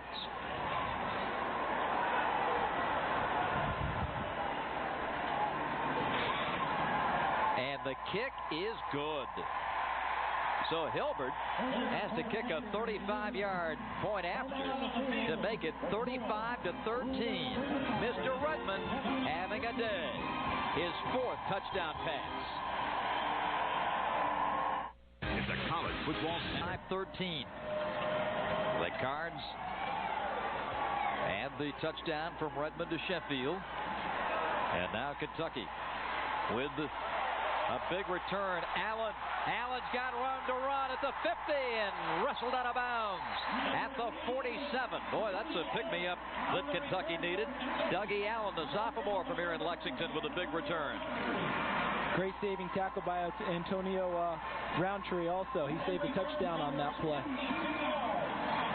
You see his man coverage again because they're going to come with the pressure. 8 or 9 guys up.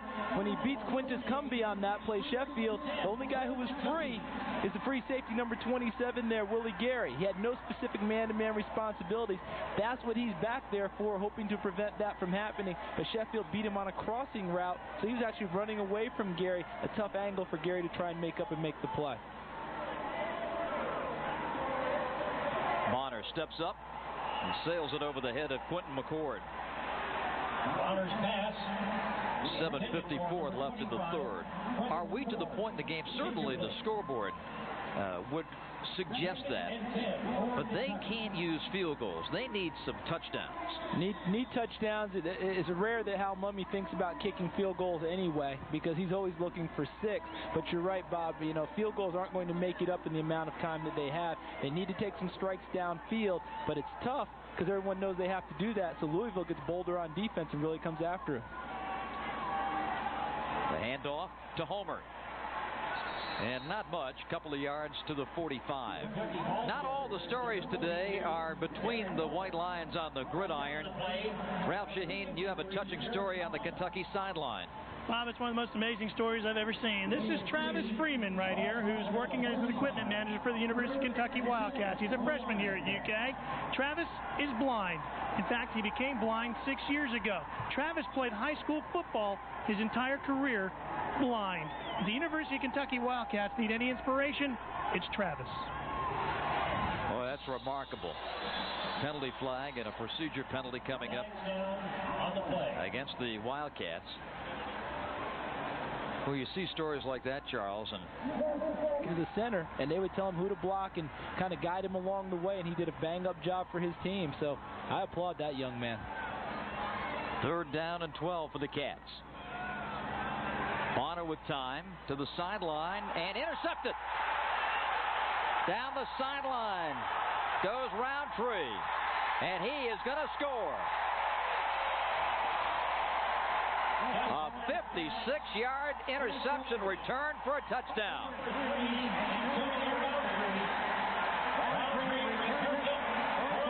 Louisville came to Lexington wanting revenge. They are getting revenge.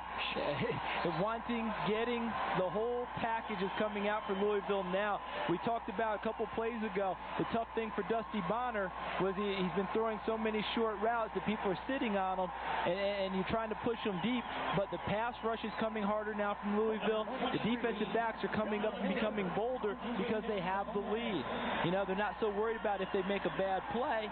It won't hurt them as much. They have plenty of cushion. That makes you a bolder defense, and it paid off there with Roundtree's interception in return for a touchdown. Hilbert's kick is good. 6:49 left in the third. 42-13 Louisville. Now we're the time remaining 6 minutes and 49 seconds. Getting set for the kickoff to Kentucky.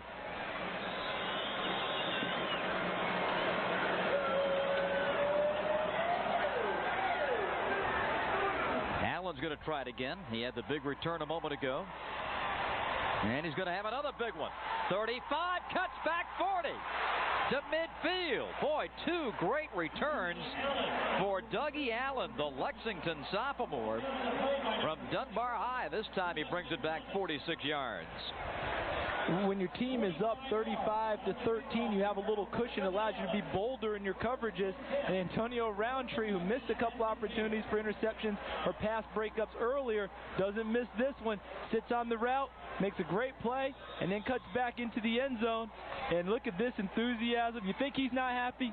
Last year, as a freshman, his first game was against Tim Couch in Kentucky. 7 touchdown passes, got lit up like a Christmas tree. He's a happy man now. Get a little revenge. Bonner, deep ball over the middle, not close. Quentin McCord was the intended receiver. Intended for number 25, Quentin McCord, incomplete. And that's really the first bad ball that Bonner has thrown today. Yeah, there haven't really been many. He had one that, you remember that one that fluttered, and then Whalen ended up making a great catch on it, and then that one also. But now, you know, even trying to push guys deep from Louisville, it's tough to do right now. It's 42-13. Louisville is so locked in and so confident on defense that they're going to be around the ball each and every time. This time it goes to Pyatt, but incomplete. He was out of bounds. Intended for number 5. The 2 quarterbacks today, their yardage is pretty close. The completion's just about even. Redmond a much better percentage, but the last 2 columns, 4-0, 1 and 2. Yeah, and the 2, we just saw Roundtree return it back. for a touchdown, and the other one ended up leading to a touchdown also. So, yeah, that's what hurts you with turnovers. You have to try and put out the fire when there are turnovers, and Kentucky's had a tough time doing that. Catch to Mike Byrne, sophomore from the Woodlands, Texas. And that will be a Kentucky first down at the Louisville 37. Brought down by number 20, Bud Herring. 6:19 the time remaining. You see Kentucky now going with a lot of no huddle, and they'll probably be up on the line a little bit quicker than they did in the first half when they went no huddle, because time is of the essence if they have any chance of trying to get back into this game. They have to score, shut down Louisville, and come back and keep scoring.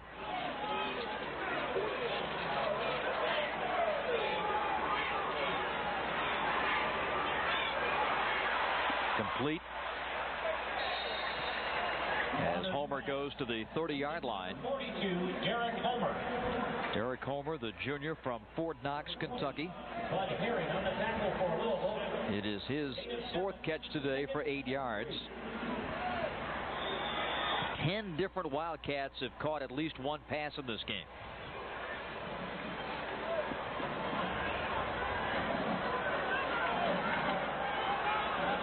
Second and 3. Inside handoff. And this time Homer, in trying to get the first down, will have to see where they mark it. He had to get to the 27. Derek Homer, the Kentucky ball carrier. He's a little short. Brought down on the play by number 59. They'll mark him down just inside the 30. No gain on the play. Sure looked like Louisville knew what was coming on that play. Looked like Rashad Harris in the middle, number 52, the linebacker. Looked like he was calling out the check that Dusty Bonner was making, and Louisville swarmed to the ball and stopped them effectively. Well, one thing we've noticed, Charles, about this Louisville defense with the lead, I mean, they're playing with house money. Yeah, without a doubt. When you're playing with OPM, right, other people's money, you can do a lot more things. Bonner after the fumble. And there have been some problems this afternoon with the exchange between Devon and Bonner. You know, it's neat when we talked with Hal Mumme yesterday when we had our meeting. He told us that sometimes that happens because when you go from snapping the ball and sitting back to pass block, and then all of a sudden you have to snap it for a run, you do different things because as the center, now you're snapping it and firing out. And sometimes that causes his snap to go awry. So Hal told us before the ball game that sometimes there are some problems with that, but overall he thought Devon would do a good job. They've had a few more problems than they expected today.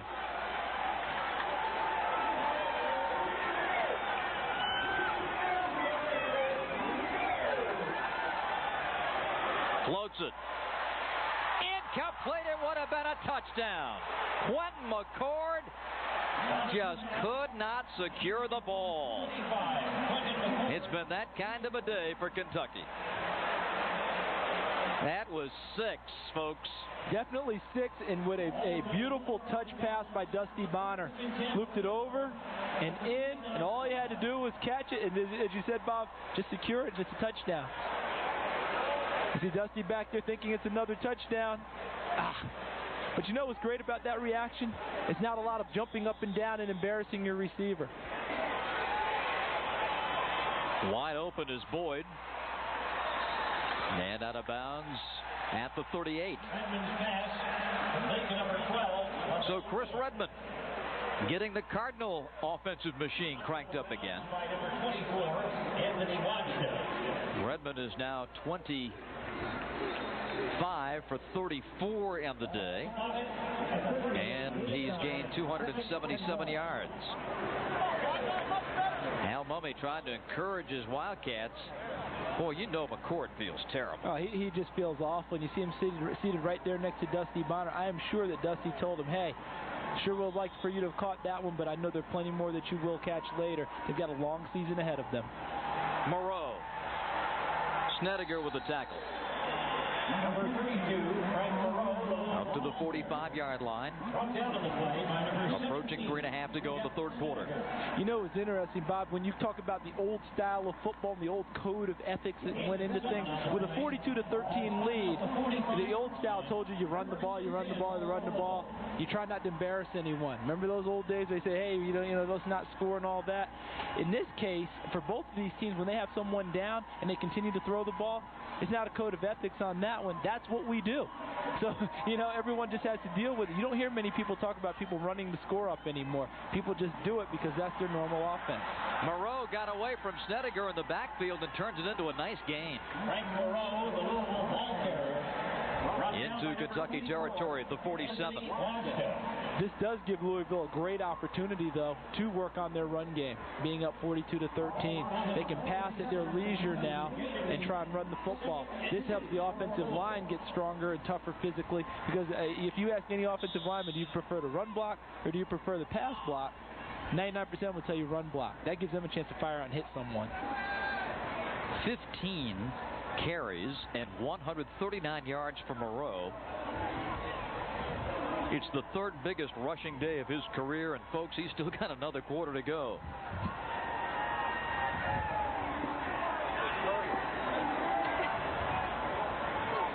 Redmond rolling, throwing, incomplete.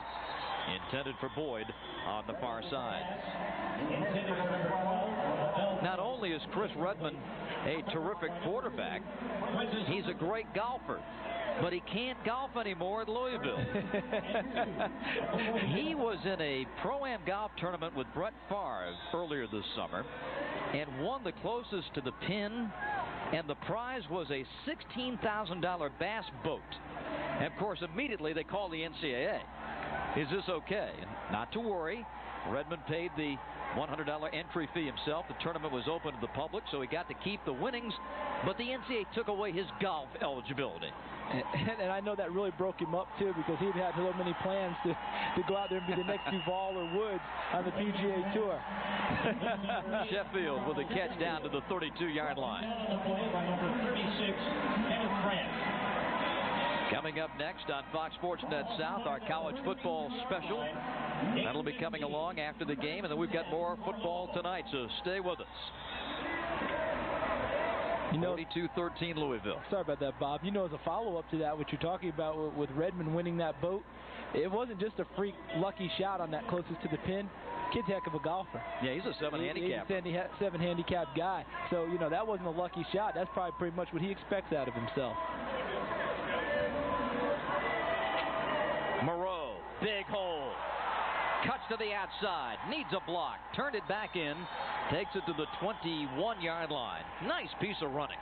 Excellent running, and he's getting the gaps up front. We talk about the Louisville offense, and we talk about Redmond and the Afros. We talk about the receivers. Moreau's getting some credit today for good running. Let's talk about the guys up front who have pretty much gone the whole way in this heat, too. Jason Padgett at center, and Joe O'Shaughnessy, and Aaron Darzinski at the guards, and then the big fellow Mark Grivna and Anthony Bird at the tackles. They're doing an excellent job providing opportunities for Moreau to run through.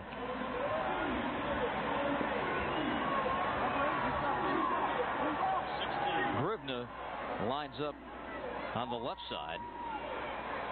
Oh, what a good grab that time. Charles Sheffield, with the defender draped on him, was able to make the catch. It was Kenneth Grant trying to defend on the play, but to no avail. Those guys have made tough catches all day long. And you talked about Arnold Jackson earlier, how many catches he had last year. He had 90 balls that he caught. He may not catch as many balls this year if they continue to spread the balls around to all of these different receivers. At halftime, the most anyone had was 4. And there were 3 guys who had 4 catches for Louisville. In the second half, has seen that same pattern continue. Moreau's up to 150 yards. His career high is 158.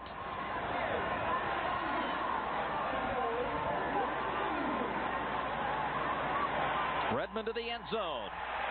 To Green for the touchdown. Ivan Green. The 5th touchdown pass for Chris Redmond today. Green catches his 3rd. There is a penalty.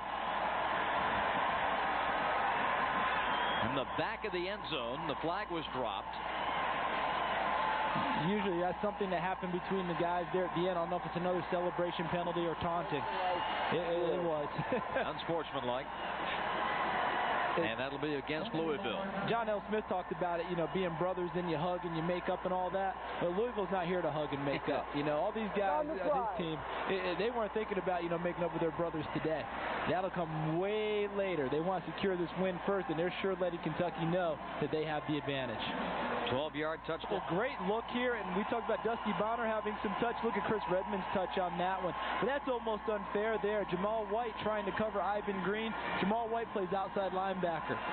For Ivan Green, And still, Charles, a lot of time left, but Louisville has so dominated this game that thoughts of a miracle comeback are quickly fading on the Kentucky sideline. Yeah, fading on the Kentucky sideline and really fading in the stands. A lot of people going out and going back to their tailgates right now. But I'll tell you what, I wouldn't do that because you get a chance to see this Kentucky team develop.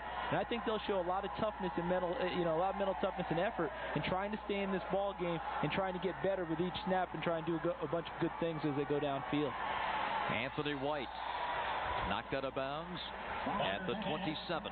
This is the point in time where you start to get ready for next week. But you get ready for next week, this is almost your practice time to incorporate into game time. You keep working at it, you keep trying to get better, you don't give up on anything, and you never know what may turn up.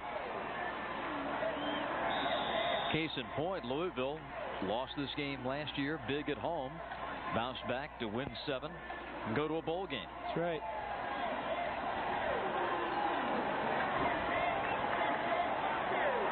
Pressure coming. Bonner sidesteps. Now comes back the other way and throws it to Derek Homer. 40, gets a block, 50. Cuts back, and a good open field tackle at the Louisville 46 by Corey Wallace. Derek Homer, brought down on the play by number 26, Corey Wallace. And this is an example of a Kentucky team that will not give up. Look at Dusty Bonner. He almost gets sacked by Donovan Arp, escapes, he almost gets caught on the other side, and then makes a nice throw out there. And then Homer gets great blocks downfield. There was one behind him by Anthony White, his running mate, and he continues to get downfield trying to make positive plays. 3 quarters in the books in Lexington. Louisville 49, Kentucky 13 as we start the 4th. Kentucky 1st and 10 at the Louisville 46. Bonner with the handoff to Homer. Just a couple. Derek Homer, the Kentucky ball carrier. Number 20, Bud Herring on the tackle. John L. Smith, his ball club led 7-3 at the end of 1. 42 points in the middle periods. And they've gotten some defensive scores. Antonio Roundtree with the 56-yard interception for a touchdown. Dusty, incomplete through the hands of Anthony White.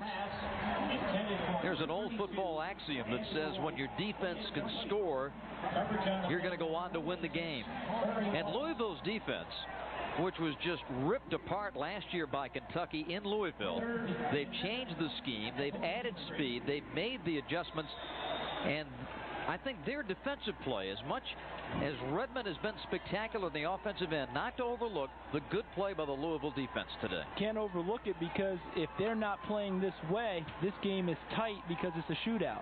And they prevented that from happening today, and they put all the pressure on Kentucky. There are no bullets in Bonner's gun on this play.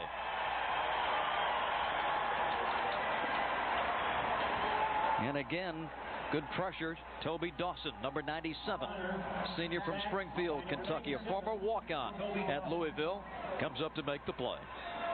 You've mentioned that phrase a bunch today, Bob. Former walk-on or walk-on for both of these teams. With only 85 scholarships per team now in the NCAA, you will see more and more walk-ons continue to emerge as guys come out and have a chance to play. 4th and 12.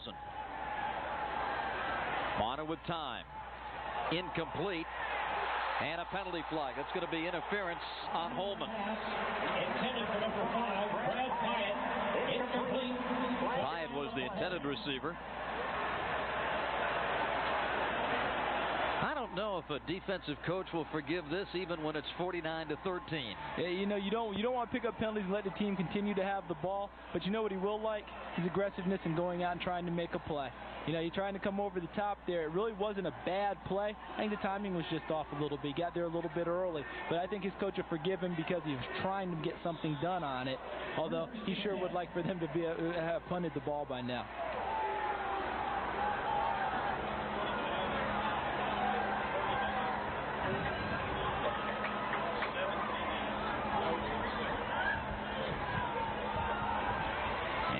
Handoff to Shanklin, who moved in at the halfback spot. And Kendrick gets it inside the 30 to about the 27-yard line.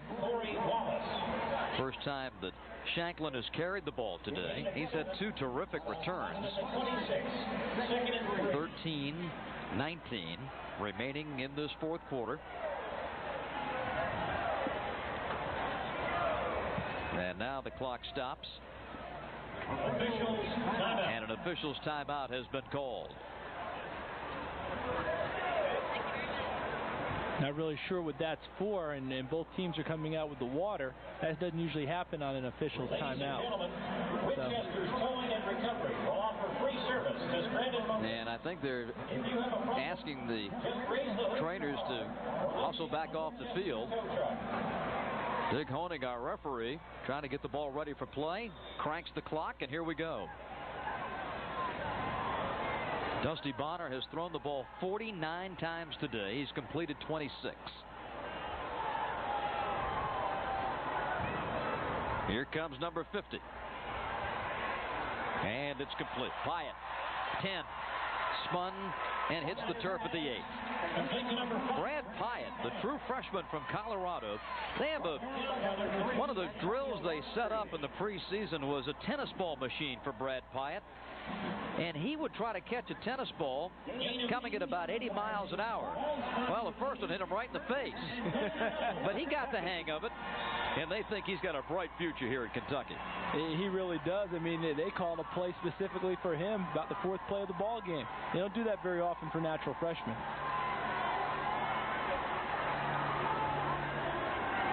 Bonner to the end zone, and it is too deep. Whalen made the catch, but he was out of the end zone. Number 85, James Whalen Jr., incomplete. That stops the clock with 12:43 remaining. Yeah, it started out looking like that swing to Kendrick Shanklin out of the backfield. The back swinging, which is a play that they run a lot, and after a while you're hoping the corner bites on that play and comes up. Rashad Holman looked like he was going to take a step that way. Dusty Bonner came off of the back and went downfield to Whalen, but Holman came back, and with his angle there, it forced Whalen out of the back of the end zone.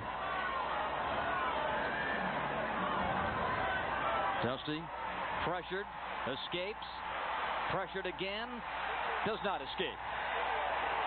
Penalty flag. After the tackle, Rashard Harris leading the way for the Louisville defenders.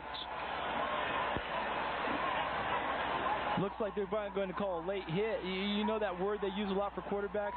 Escapability?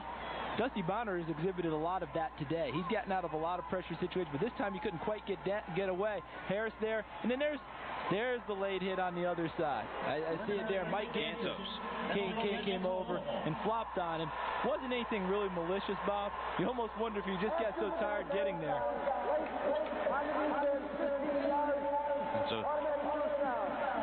He really more flopped on the top of him than he tried to really drive him into the ground. I almost wonder if he was so tired from trying to chase him, they just kind of fell on him at the end. But there was no situation there. Dusty was really going to get hurt. Well, the one thing that you don't want to have happen is lose your composure. Right.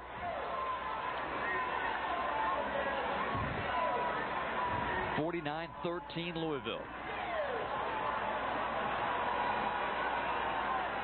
Clock is rolling.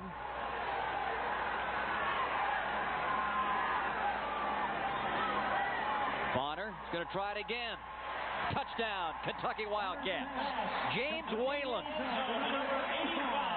Nice over the 20, Louisville. And this, folks, is called balancing the books. Chris Redmond is doing in Lexington today what Tim Couch did in Louisville 1 year ago. The day that Chris Redmond has put together has been of indeed Heisman Trophy-like quality. Louisville set up for that onside kick. And they cover it at the 43. Here's what we're talking about in terms of the numbers as Redmond gets set to come back out. 5 touchdown passes, no interceptions. Couch last year, 7 TD passes and no interceptions. Both of them very, very accurate in their throws. You can see by the yardage that Couch had some bigger plays last year than Redmond had this year. It's 2 more touchdown passes, but the bottom line is both of them get W's out of it. Couch was a winner last year. Redmond appears like he's going to be a winner here this year. So, that's what both of them are after anyway. And that, as you mentioned before, that's the best thing about Redmond's Heisman candidacy is if this team wins. Moreau also having a huge day. More yards and a big gain down to the 25. Frank Moreau, a senior from Elizabethtown, Kentucky, comes to Lexington and puts together his biggest rushing day of his career. They talked to him all off-season. They talked to him in spring practice about being a more physical runner. And they've sure gotten it out of Frank Moreau, and they've told him how much they've depended on. We asked John L. Smith, who's his backup and who's going to play? And he said, well, we've got guys listed as backups, but he's not coming off that field if we can help it. We want him out there full time, and he's carried the load the whole way today. And again, there's a handoff to the 25 for Moreau. The Louisville offensive line has done a great job today. We've talked about Mark Gribna, the senior, who's 6'10" and 335 pounds. And Ralph Shaheen, he's got him a girl at Louisville. He does. Jessica Miller is his girlfriend. She is 6 feet 6 inches tall, and she was a scholarship basketball player. Now, Coach John L. Smith can put 2 and 2 together pretty quickly. And he went to both of them. He said, now listen, you two get married and have a kid, I get the first right of refusal. Coaches never stop recruiting, do they? Redmond rolling, throwing, incomplete. Sheffield, the intended receiver, wanted a flag but didn't get one. First right of refusal. So, Ralph is a busy guy. I mean, he got down to Louisville and got that story for us. Hey, Ralph, you're all right. I'll tell you what, you got the inside on everything. He's everywhere. Under 11 to go in the 4th quarter. I mean, the poor camera guy is supposed to be with Ralph. We're hearing his voice all the time. The guy's probably got cramps right now. Probably just can't keep up.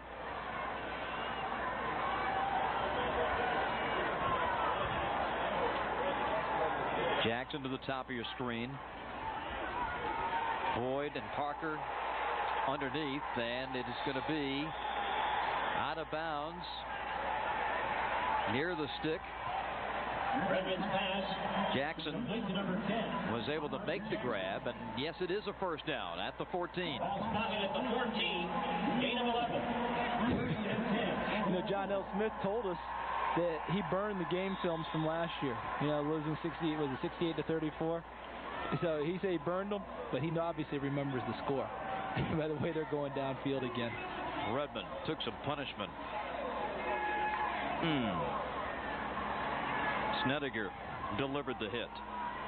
This is where you play that little bit of Russian roulette about whether you get your quarterback some more stats in his candidacy or try and get another score for your team, or you get him out before he gets hurt. Coaches have different philosophies on it, and you just hope it all works out for all concerned. Redmond didn't like what he saw from the Kentucky defense. Takes a timeout.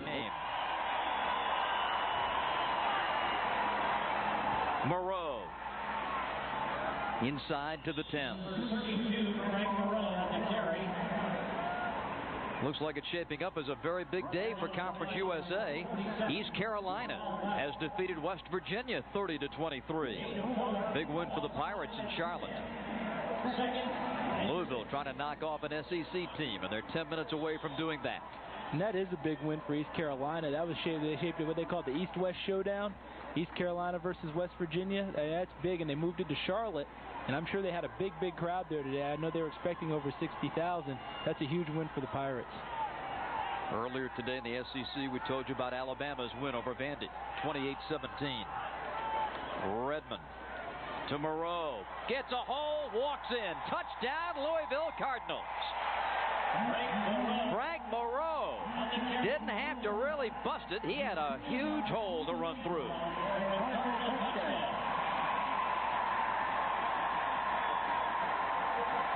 And Louisville's got to be thinking, is there any way we can score 2 more and get it to 69?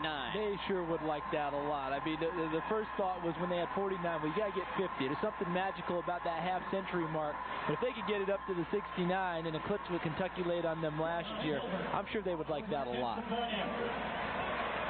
The point after by John Hilbert. Second touchdown today for Moreau. And the kick is good. 56-20, Louisville with 9:31 remaining in the game. Think if you're John L. Smith now, you keep going, you keep playing good defense, you probably loosen up a little bit more than you have. You know, career high for Moreau, 181 yards.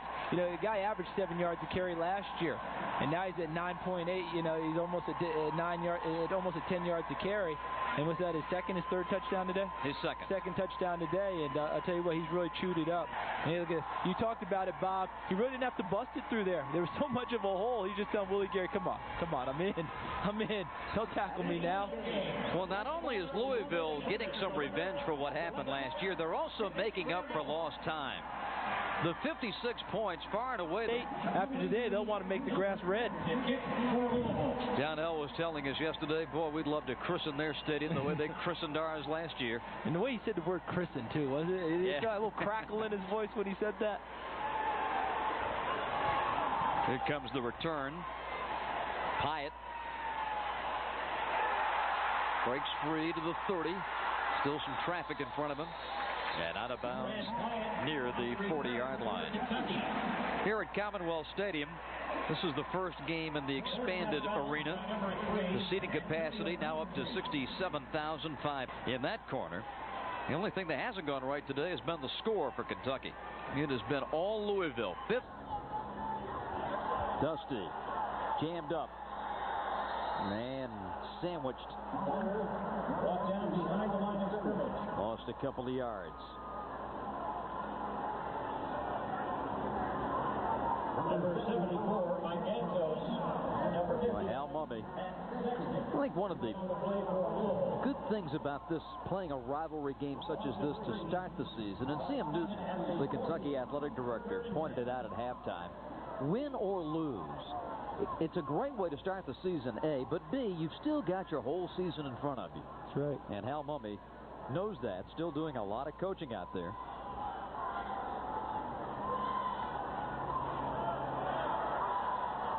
Bonner to his safety valve, Anthony White. Bonner's pass complete to number 32, Anthony White. Clock rolling, 7:05 to go in the game. Number 51, Ryan Woods. And down to the 46. It's going to be 4th down. And about 8 yards to go. If they're going to go for it earlier in the game, they're certainly going to go for it at this stage.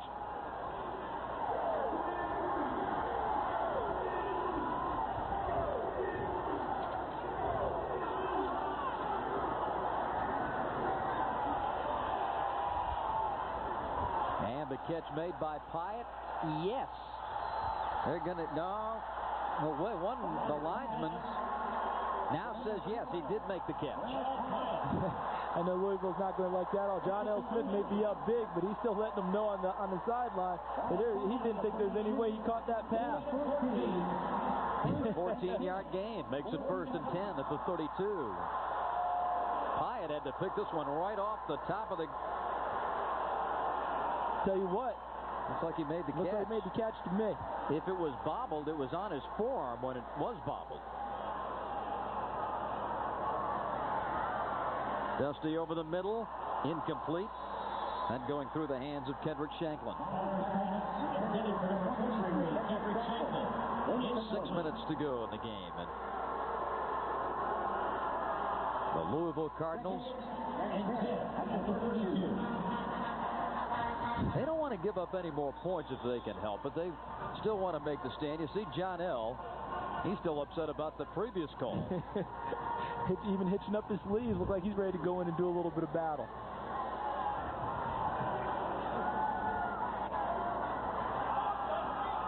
Bonner, incomplete.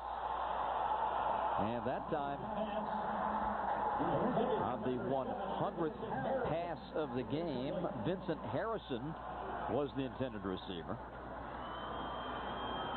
The downside of those crossing or X routes, if you take too long to deliver the ball, you cross into game uniforms. The victory reward is they get to wear sweats on the way home. Well, those sweats will feel good. About 85 degrees. I'm guessing he'll break down and let him wear shorts. Yeah, exactly. Final numbers for Chris Redmond today. He will go on the Heisman Watch poster board, 30 for 40. But as we mentioned earlier, the big thing is the W. That's right. You know what I like most about Chris Redmond, having met him a little bit? One ball foul on the defense. They offset. It'll be a first down. The indication is personal foul. Personal fouls each way. Right. What I was finishing my point about Redmond is that you and I and the rest of the media are going to spend a lot more time talking about this Heisman thing than he will spend thinking about it. You know, he really is a team guy, and he knows if his team wins, good things will happen for all of them. If the Heisman happens, so be it. That'll be great. You remember last year, the final score, what was the final score of the game, Bob? 68-34? Yes, sir. Kentucky, so they doubled them up. Right now, we're sitting in the same situation, not the same number of points, but again, doubling the score. So, you know, both teams really like to get back at each other, don't they? Henry Miller into Kentucky territory at the 46-yard line. Miller, a redshirt freshman from Garfield Heights, Ohio, had a terrific high school career a couple of years ago as a senior. He had 24 rushing touchdowns in high school at Garfield Heights and rushed for over 1,500 yards. Getting in after Frank Moreau put together a career day of 181 yards and 2 touchdowns. The clock winding down. Final 2.5 in Lexington today.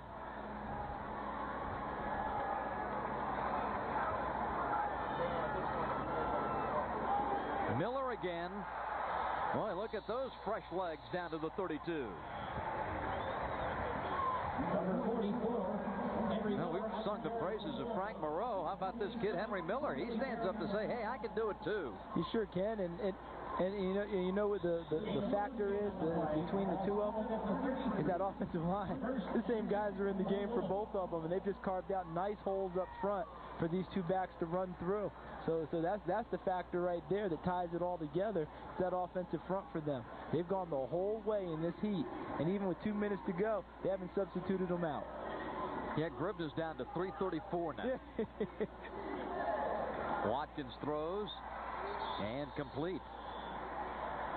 A grab on the far side by Eric Smith. It's a guy they moved to tight end in the spring. Aaron is a redshirt freshman from Huntsville, Alabama.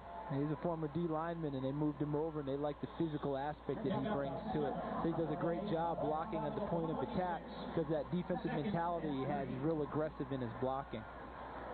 And you talk about Gribner being down to 334. You know, they use a strong side and what they call a strong side and a quick side.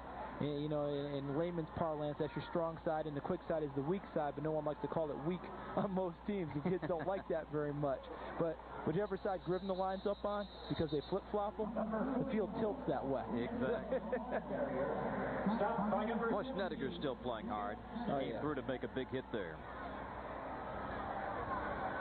Well, Mr. Couch has seen enough. A lot of festivities yet to come tonight for Tim Couch and his fiancée.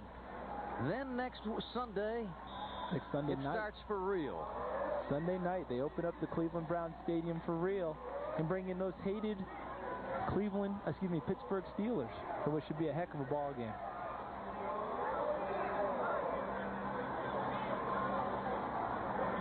The throw complete. Arnold Jackson. And it's enough for a first down. Down to the 21-yard line. So Louisville keeps firing here with 51 seconds left.